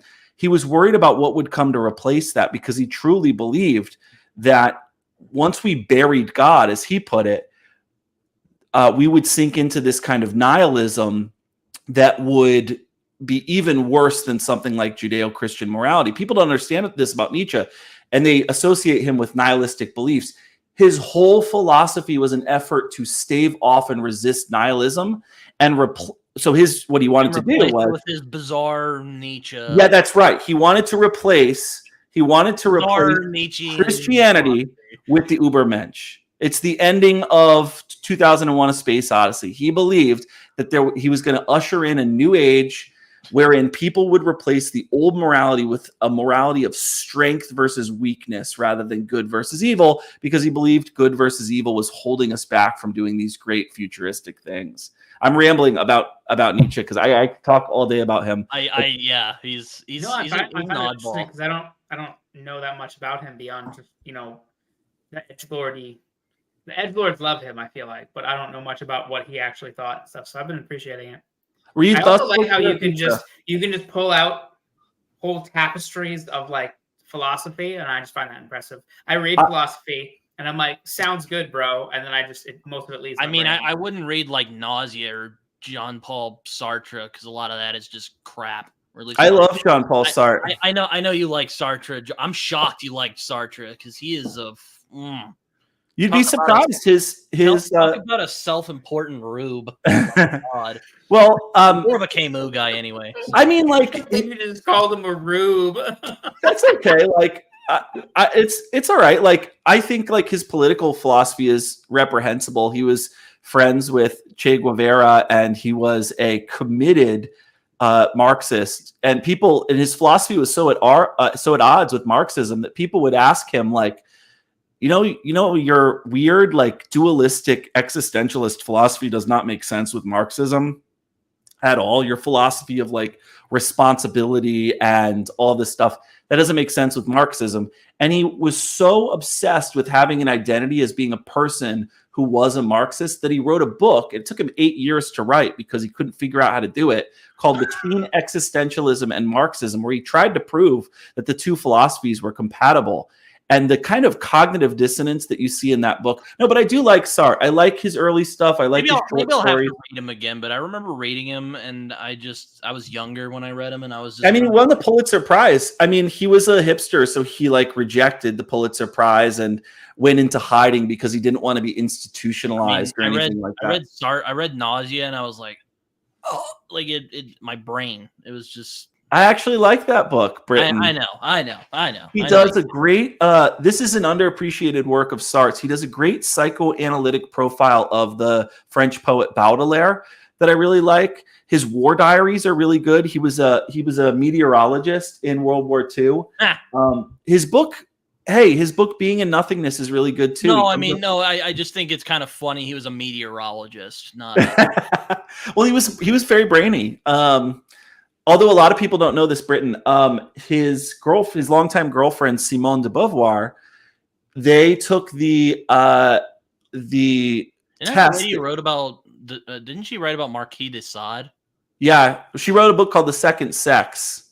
Yeah, which is that's the only thing I know her from. Basically about how essentially throughout history women have been regarded as not their own category of being, but as like sidekicks to men. And so it's like an intellectual genealogy going all the way back to Aristotle about how women have always been considered not in their own right, but in their relationship to men. But she actually placed first on the exam. They went to the École Normale Supérieure together in Paris. She finished first in the exam and he failed it.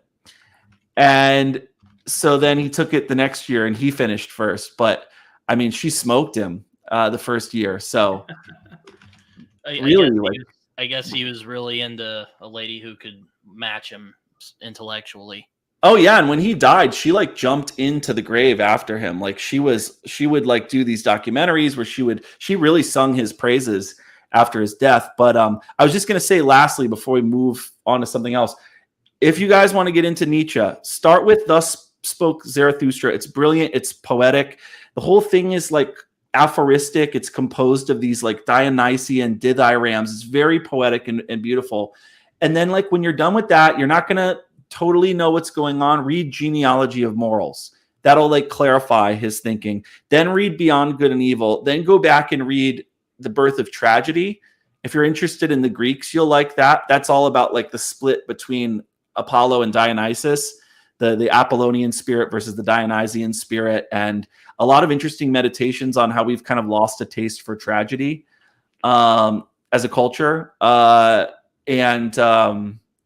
I would start there with Nietzsche. Yeah. Cool. I want to do that when I'm back in the philosophy mindset.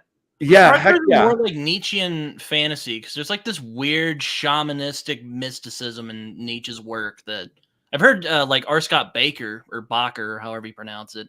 I heard he's very Nietzsche inspired, but yeah, he is. Yeah, there's a very Nietzschean philosophy at the heart of R. Scott Baker's works. Speaking of that, let me ask you, what is it that you guys ultimately want in a fantasy or sci-fi novel? We've been talking about the stuff, the books that we like. What are the qualities that you need it to have in order for you to consider it great in order for you to consider it a favorite? What are some like what makes a fantasy or sci-fi novel a 5-star read for you? What does it have to have?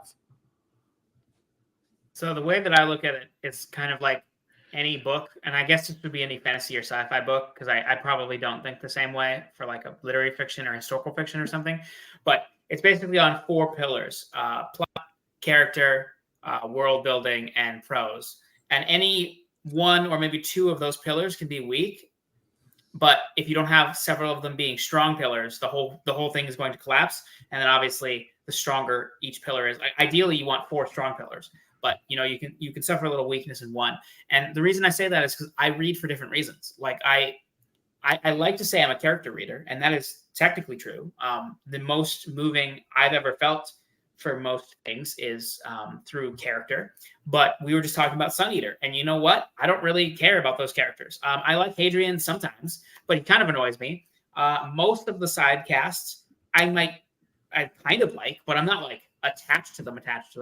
What brings me to Sun Eater is the prose and the world building and the thematic depth of the questions that are being asked and the plot, and how the political stuff that's going on with the Empire morphs with the idea of the Cielsen, and that like the moral questions of, are they redeemable? Can we coexist with them, or do we have to eradicate them?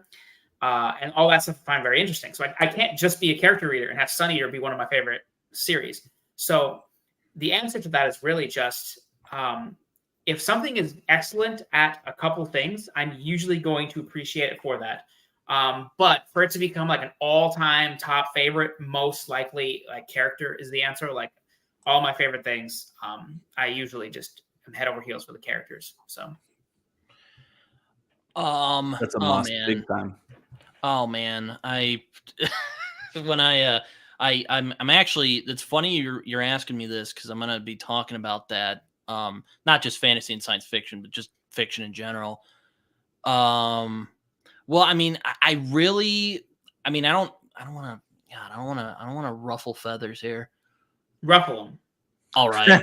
I can't. I am not a guy who can just do, oh well, I'm a character guy or I'm a theme guy. I can't do that. Like I cannot do that, because I have read books where I'm like, okay, I think this is what I like when I read. I'll read it. I'll be like, damn, that was really good. But that did not have a lot of, the stuff that I say that I generally like. So generally what makes what I think of as great, for one, singularity of the vision.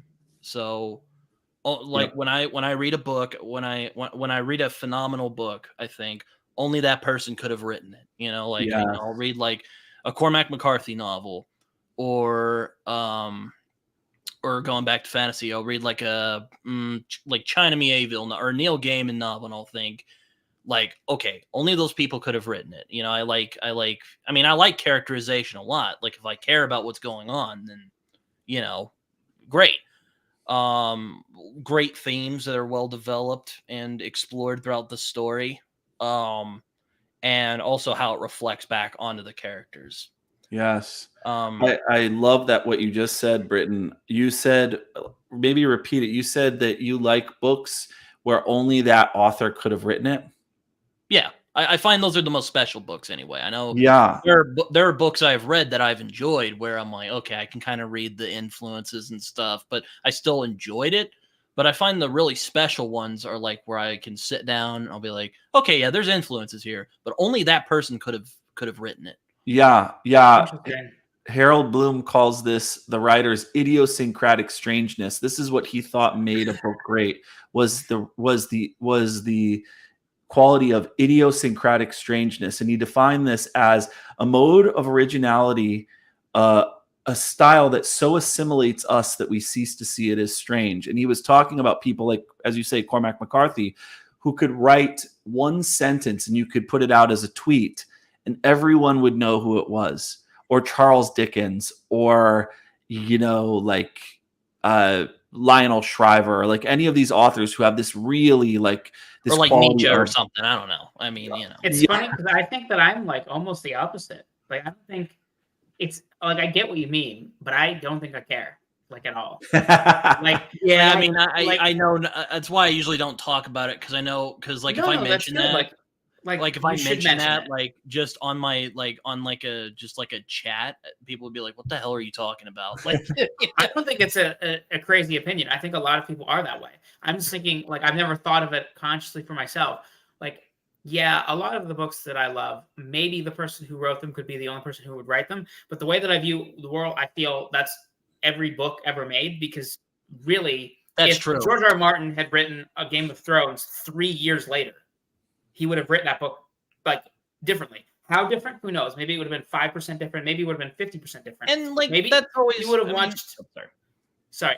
He would have watched a film in 1992 that changed the way he thought about all the. And then he would. So like, you could think of somebody mentioned Sword of Shannara as a joke. Like, only Terry Brooks could have wrote that series because he's the only person who is himself. I do know what you mean. I know that's not what you're saying, Brett. But I'm just saying that because I think that way, I don't even think that enters my brain as like a consideration for why I like it. I do really like Cormac McCarthy, and I do really like his writing style, and I do really like that he is a singularity unto himself. But I never think of that as a reason as why I like him. I'm just like, man, this guy can write really powerful stuff. And I mean, I get that, and I mean, you could pick holes in that all day. I get that, but that's just kind of how I think, For sure, like, yeah. You have to. That's just like I'm like, like I've read stuff like, I mean, Jordan, Kyle, you can push back on this. I mean, I don't know if Martin was the only person who could have written Game of Thrones, but I love it because I think, well, for one, really great characters, strong themes that reflect back on the characters, and because I like the marriage. I'm gonna take you to task in a second, so you better be thought out in this. I like the marriage between theme and character in A Song of Ice and Fire. That's why it's one of my top 5. Okay, so to be clear, when you say you don't think that only Martin could have written it, in what way? Like, do you think his prose? Because I think even like Jordan talking about that he studied Machiavelli. He was a big history buff at World of Roses. He went to see the Hadrian's Wall in Rome, and he envisioned that bigger, so that inspired the wall. He had all these like little idiosyncrasies of being himself for 50 years that only he could, and then he had to write all the books he wrote ahead of time. He wrote The Ice Dragon, which kind of has some thematic similarities. And so all of that stuff leads to a person then writing a Game of Thrones. If you made him write it 10 years earlier, he hadn't written The Ice Dragon yet. Maybe he would have wrote it differently because he had not explored those thoughts more consciously. Do you know what I mean? Like, everybody is a moment in time. Well, that's the trick when it comes to what I mean by that. Because again, you could probably poke holes into it all day and be like, this guy's an idiot. But I don't mean, think you're an idiot. Well, thank you. But like, I guess it's because I find that Game of Thrones or Song of Ice and Fire at its core is a very deep conversation with the epic fantasy genre.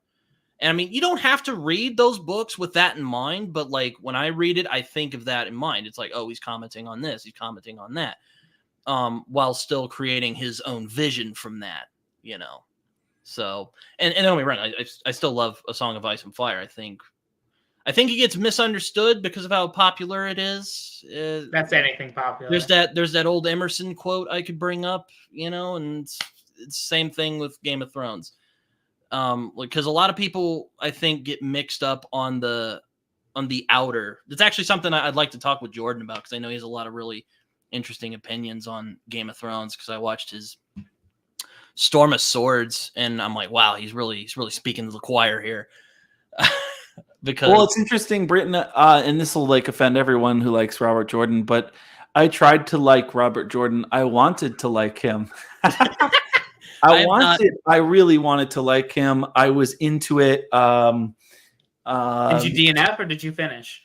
No, I read the first book and then I started the second book, and I'll tell you what I didn't like about him. And what I didn't like about him is exactly kind of like the reason I don't like him is why I like George R. R. Martin, is that I found it difficult to tell the characters apart. He doesn't do what, actually, AP Canavan calls internal focalization. Jordan doesn't do a good enough job telling the story from the character's inner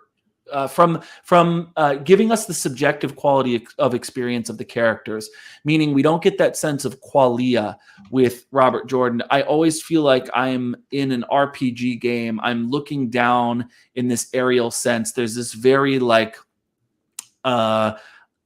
omniscient third person narration going on where you're very rarely really and truly inside of the characters' heads, but it's always as if there's this god above directing the characters around like they're chess pieces. Whereas George R.R. Martin really gets into the characters' heads, and you open up a page and you could tape over the titles of all of the chapters. And line 1, I would know if it was Catelyn or Arya or Jon or Tyrion, even if there were no details to signify that POV.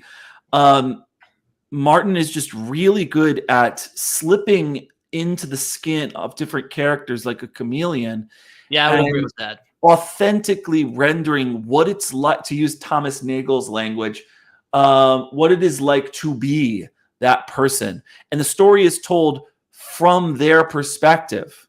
And whereas Robert Jordan is, neurotically above moving everyone around, then I guess I'm just more of a modernist than that. I really don't like that kind of storytelling. I'm going to throw hands, but not at you. I'm going to throw hands at Robert Jordan. I'm going to pile on.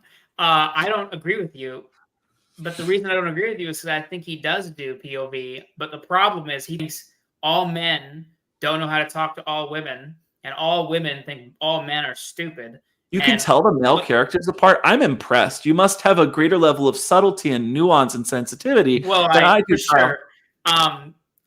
You didn't finish The Great Hunt, or you just read the first one and then I did not finish The Great Hunt. Okay, so I could differentiate them a little in the first book, but I see what you're saying. I don't recommend you continue. A little, huh? I don't think you would like it. But what I am saying is that I think he is trying to do that. He's just doing it in a way that, like, his worldview, and I've read a lot of series, and I honestly think that you cannot perverse your whole series with this mindset without actually believing it to some level, which, like, he just doesn't know how to write men and women interacting. Like, he just doesn't know how. It is infuriating. Well, that's true too. You are correct about that.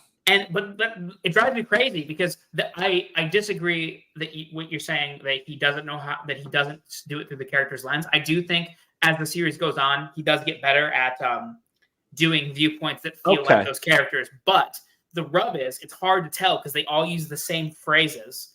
They all say "burn me," and, and they all like the women are, I don't understand talking to women, and then all the men are, the men are so stupid, and they all have these same idiosyncrasies because he thinks that's just like how people would interact. So tell me, Kyle, how many humongous books do I have to slog through before the characters get interesting?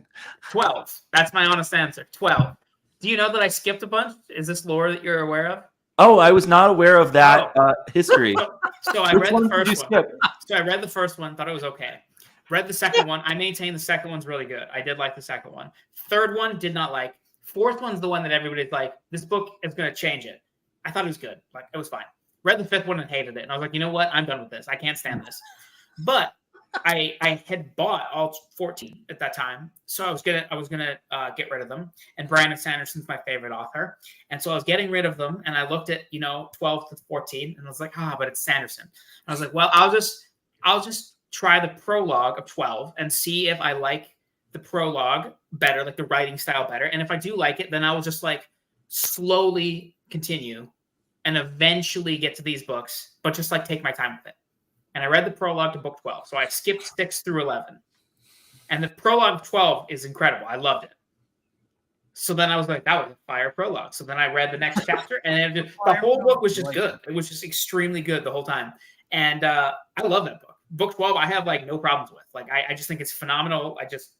The characters actually move, and they stop being so annoying, and all the plot goes crazy. And it has that's Brandon Sanderson, right?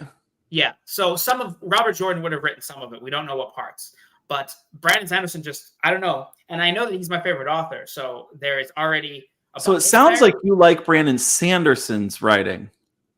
I do. Yes. But Robert Jordan. No, I don't like his writing. He's repetitive, and he. Oh, I just didn't like it. I've heard it's like I've never been interested in the Wheel of Time. It just sounds like, you know, like the not Game of Thrones, where like A Song of Ice and Fire is very much in that tradition, but it's also commenting on that. Like Wheel of Time just seems like a generic crap.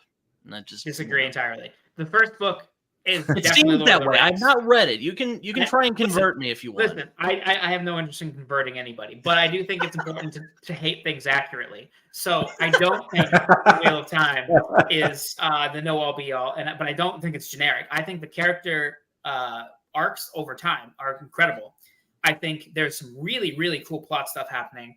And I think Jordan's sense of place and world is really, really good. Yes. If he was not the most infuriating character writer I've ever read in my life, I might like that series. For me. That's it for me. So Kyle, what I experienced was, all right, once we got through the Tolkien clone sort of derivative stuff in the very beginning, which you can't judge the whole series on that. Some people do. I get it. Once we got through that, the story got interesting. And I totally agree. The plot is interesting. He's so good at setting. I actually think he's a very good prose stylist. But that's very different from, as you say, characterization. You can have smooth, beautiful, poetic prose, and yet I think he can turn a phrase really well. Oh, for sure. Mm-hmm. For sure. But yeah, I think the reason I gave it up is because it just wasn't good enough at a level of characterization. I'm going to be proven wrong on this series. I want to be proven wrong. I want to like this series. So skip to 12. Skip to 12. I didn't finish my thought or my story on that though, which is that so I was reading it secretly. I didn't tell anybody I was reading it. And then I was telling my friend Jake, I was like, oh, I'm reading a book that you love and you're not going to expect what it is. And so a bunch of people were like betting what book it was. And somebody was like, I bet it's the 6th book in Wheel of Time. And Jake was like, not a chance. He hates Wheel of Time. So then I finished the book and I was like, oh, it's The Gathering Storm. And I expected everyone to be like, wow, Kyle, you're nuts. You're crazy. That's insane. Instead, like 3 people did that. And a bunch of people got really, really mad at me. Like I almost lost some friendships over it because they were just they were like, this is disrespectful to Robert Jordan. And I can't believe you didn't read his actual books. And like, you skipped all the good parts of the story. I'm like, listen, where the characters were at the end of book 5 and where they are in book 12 are like the same place. Like it feels like I missed half a book maybe. So it was a really wild experience. But I don't regret it because those last books were really good. So I want to be someone who likes Wheel of Time. Why? Why? Okay. Why is it important to you? A couple of reasons. Jared Henderson likes it. It's not that, although I do like Jared Henderson. I've been on a stream with him and I really respect that guy. I think we have different opinions about the series. I am interested in the fact that, and Mike talks about this a lot, that for a while there, fantasy went through a kind of slumber. And you had people trying to recreate throughout the 70s and 80s, basically doing the Tolkien thing. You had Terry Brooks and Terry Goodkind, all the Terrys, and others too. And there wasn't a whole lot of new stuff happening. And then Robert Jordan bursts on the scene, and there's this cyclical Asian philosophy going on. Women are magic users. Everything's different. And it's really creative. You can say anything you want about Robert Jordan, but you can't say that once he gets the Tolkien stuff out of his system, you can't say which that he had to do at the time. Like you had to write. You had to do it at the time to get people into it and keep reading. But then it becomes this thing that is totally unique and original and interesting. And well, nothing's really original, is it? But he's drawn from all these different sources. He has the cauldron of soup, but it's Eastern stuff, and he's experimenting. What's another thing reason that I want? It's 90s fantasy. I'm a 90s kid. I would say finish The Great Hunt and see how you feel, because If the Great Hunt doesn't win you over, like you're never getting past it because the character stuff is going to continue to bother you. But if you like what the Great Hunt is doing enough, I like the ideas. Yeah, you might and like the the Great plot. Hunt is one of my favorites still. I think it's like I would go 12, 14, 13, 2. Those are my top 4. Oh wow, weird. Yeah, and it's also like I like a lot of people who like Wheel of Time, and I respect their opinions. Like I'll give you an example. When I found Mike's Books channel, the first video I watched, he stacked up all the Wheel of Time books, and his whole video was like, I read all the Wheel of Time books. Here's what I thought. And then I went systematically one by one through them because I was just like, oh my God, here's this guy who's in his 40s who's really excited about reading. And he like went on this journey. And that's why I love fantasy and it's so exciting. And I watched all of his videos. And so I wanted to find the same joy in Wheel of Time that he did. And I guess I got a little bit frustrated. And maybe I just needed a palate cleanser or something like that. You know, Jordan, I'm always kind of surprised that you like Mike because you're very fuck Mike. heady. That's what he's saying. No, I'm not saying that. I like Mike. I'm just like you're a very like heady. You know, you really like the like esoteric stuff. There's no and, way like, this doesn't end in an insult towards Mike. And like Mike is more he's like building it up. And like Mike's more like in the like just like, or at least the vibe I've gotten. I've not He's met him. dumb. He doesn't sing. I love Mike. I'm just kidding around. It's just like I get the sense from when I watch his videos, he likes reading because he likes having a good time. Yes, and I love that about Mike. My friends in my real life are a lot more like Mike than they are like my friends when I was majoring in philosophy. Fair enough, I guess. I love Mike. He's like, no, I like Mike's channel. He's great, you know, and he's super smart. And Mike is very smart. Yeah, he's such a hard worker, but he's an everyman, and he takes pride in that. And I love that about him because he's authentically an everyman. There's so many like Mike's Books like clones, like people who started their channel to resemble Mike's Books, who tried to copy his techniques, who try to do what he does. He's the best at what he does. He really is one of the few people that can evoke the childhood wonder of reading, just that sense of total wonder. And the guy is like in his 40s, and you feel like you're talking to someone who's young and who's enthusiastic and who's not jaded about anything. No, he also never feels on. Like he's always just like, it honestly feels like you're just having a conversation with him. Like that's right. The way he is in every video is just very consistent. He's talking to you as the viewer, and I feel like I'm hanging out with an old friend. And he's so humble. Like my channel's like nothing, you know. Like I'm a nobody, and he's been on my channel like 6 times, and like he doesn't have to do that. His time is so in demand. He's just like, the more his channel grows, like the more humble he gets. He'll end his videos by like asking people if they want to like, hey, just let me know if anyone out there wants to like do a live stream with me. And I'm like, this guy is the GOAT. Mike is the GOAT. No, that is what I like about Mike. He like he's just a guy, you know, and he never tries to be anything. He's a guy with Wi-Fi. Yeah. Someone watches his channel. Okay, I have one last question. You got time for one more question? Yeah, of course. All right, cool.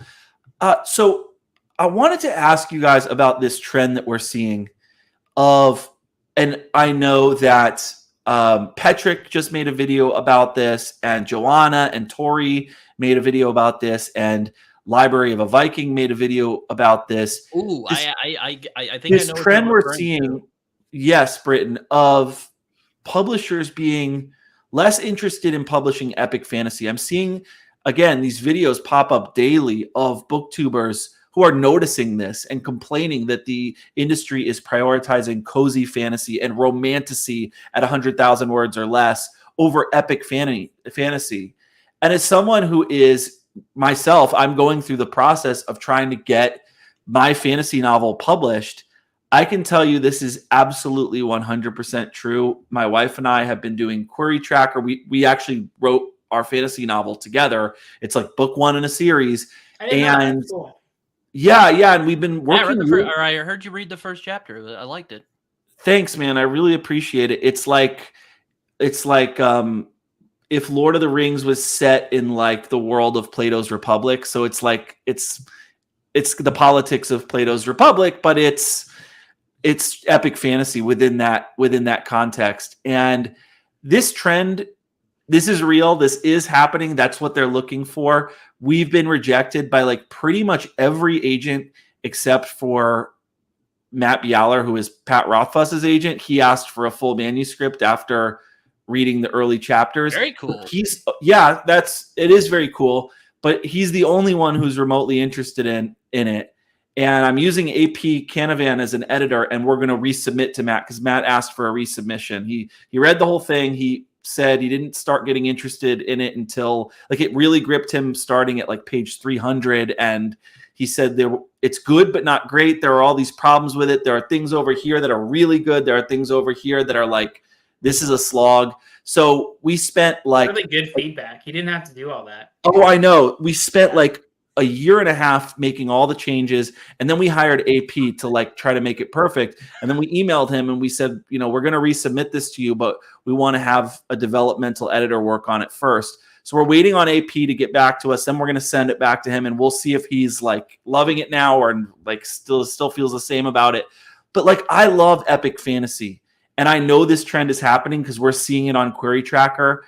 And so my question is, what do you guys think is happening? Why is this happening? What can we do about it? In some ways, it seems like a lot of these agents and editors are out of touch with what a lot of people want to read, and that sort of thing. And I understand maybe some of this is pushback against the sort of trend in fantasy of just having these 300,000 word books that just go on and on. It's like that famous Pascal quote, I would have written a shorter letter, but I didn't have the time. I do think that writers like Brandon Sanderson have just gotten into the mode of just like, I'm just going to shit out what I have. And I'm so big now that people are afraid to like. Brandon Sanderson goes through 7 edits and shit like that. So like, I know what you mean. Okay, but let's not go too far in the other direction where we're only publishing romantasy and cozy fantasy, which those genres are fine. But I don't want to lose epic fantasy. And I get the sense that these agents and editors and publishers are getting the sense that people have lost the attention span. Do you guys think this trend is real? How do you feel about it? I have a lot of thoughts about this, but Britton, you go first. It's kind of funny. I have this weird thing that happens. I don't want to go on too much of a tangent here, but there's this weird thing where I bring something up that's kind of adjacent to something, and then like it blows up and people are like, oh wow, this thing is happening now. I'm like, oh wow, this is like a trend now. And I'm like, I was just talking about that, and I made a video recently called "Is Fantasy in an Identity Crisis?" because I've noticed that a lot of like I find that a lot of people, I find a lot of this is due to kind of, and this might just be a me thing, I don't know, but I think there is sort of people equate fantasy with this one thing, two things really. There's the Tolkien model of fantasy, and then there is the Robert E. Howard model of fantasy. Both are great. You can take inspiration from them. That's fine. And I mentioned that like Sword and Sorcery? Yeah, exactly.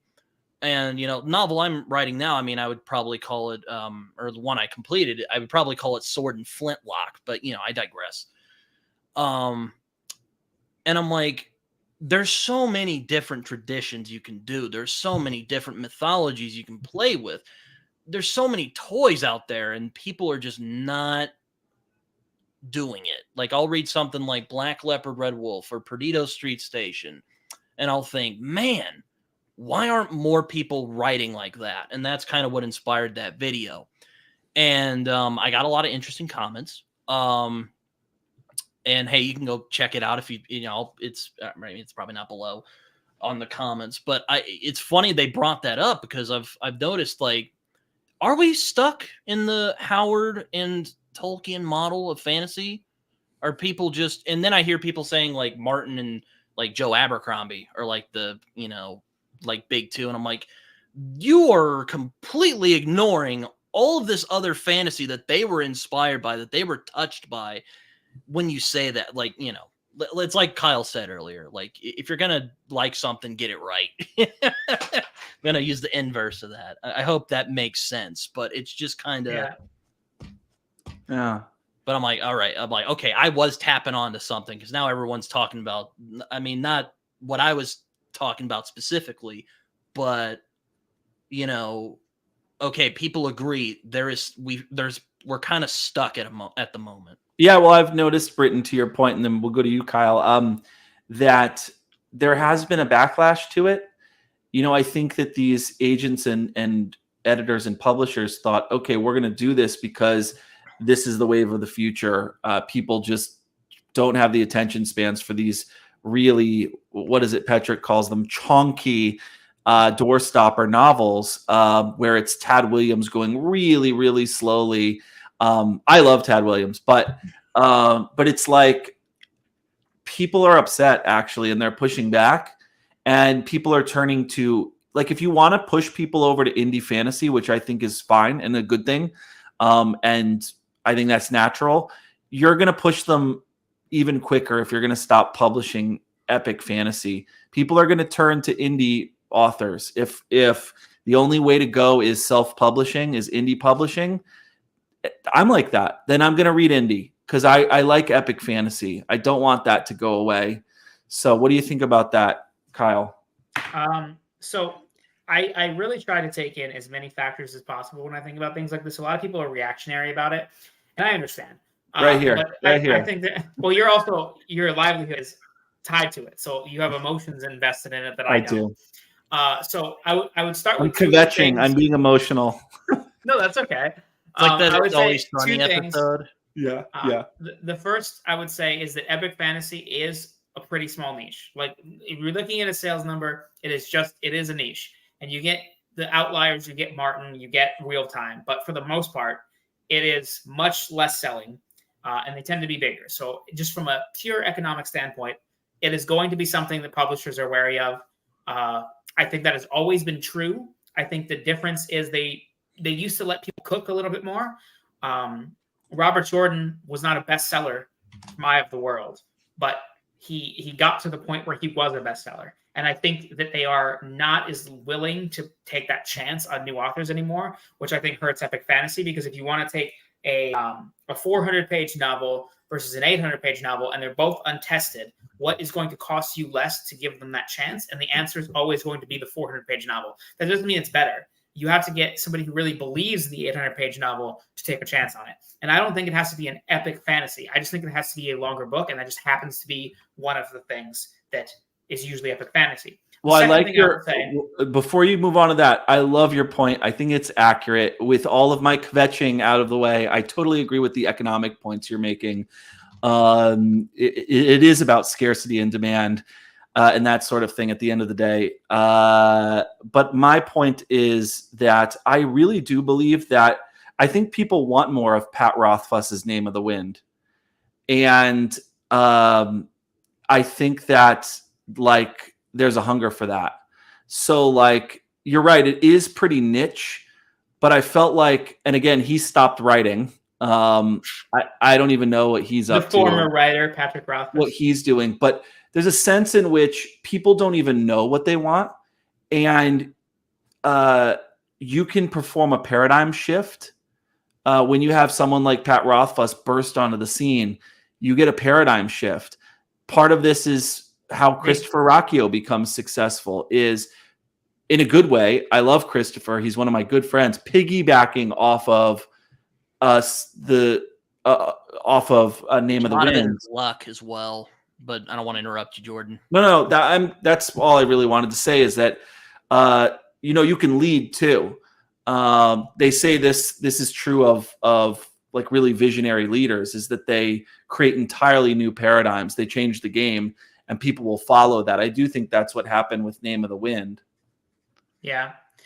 They did try that recently with the first binding, and it did not go that well. So there is a perception that, like, they're just not publishing new epic fantasy, and that is not true. There is a trend that it is downward. I'm not going to deny that, but people get sensationalistic and they say, like, it's dead, and that's just not true. You can think. I also would call Richard Swann's Empire of the Wolf trilogy. That's epic fantasy. It is smaller, but it's still epic fantasy. So they are being published. It is just at a smaller rate. The second thing that I wanted to say is that attention spans are decreasing. That is just the way the world has gone. I know. We have gone from long YouTube videos to short TikTok shorts in a matter of a couple of years. That does not mean that there's nobody that will sit down to read a long book. Obviously, the three of us will. There's plenty of people that will. But fractionally of society, there's much less people that are willing to sit down. I know people who read books all the time, and they think a 450-page book is really long. So that's somebody who already reads a lot. And I see that more than one. That's not an outlier. That is, many people think that way, that like, oh, a really long book is like 400, 500 pages. So getting longer than that is just going to drive sales down further. But also, trends come in and out. And it is really hard to understand a trend in the middle of it. And so I don't envy publishers' role of trying to navigate a trend. Sometimes it's obvious. Legends and Lattes comes out, becomes a really big seller. Why? Oh, well, we just had a pandemic. Everything was awful. Having this nice, cozy, feel-good book actually made people feel really good. Let's do a lot of that. There's a logic to that people can follow, and it is probably true to an extent.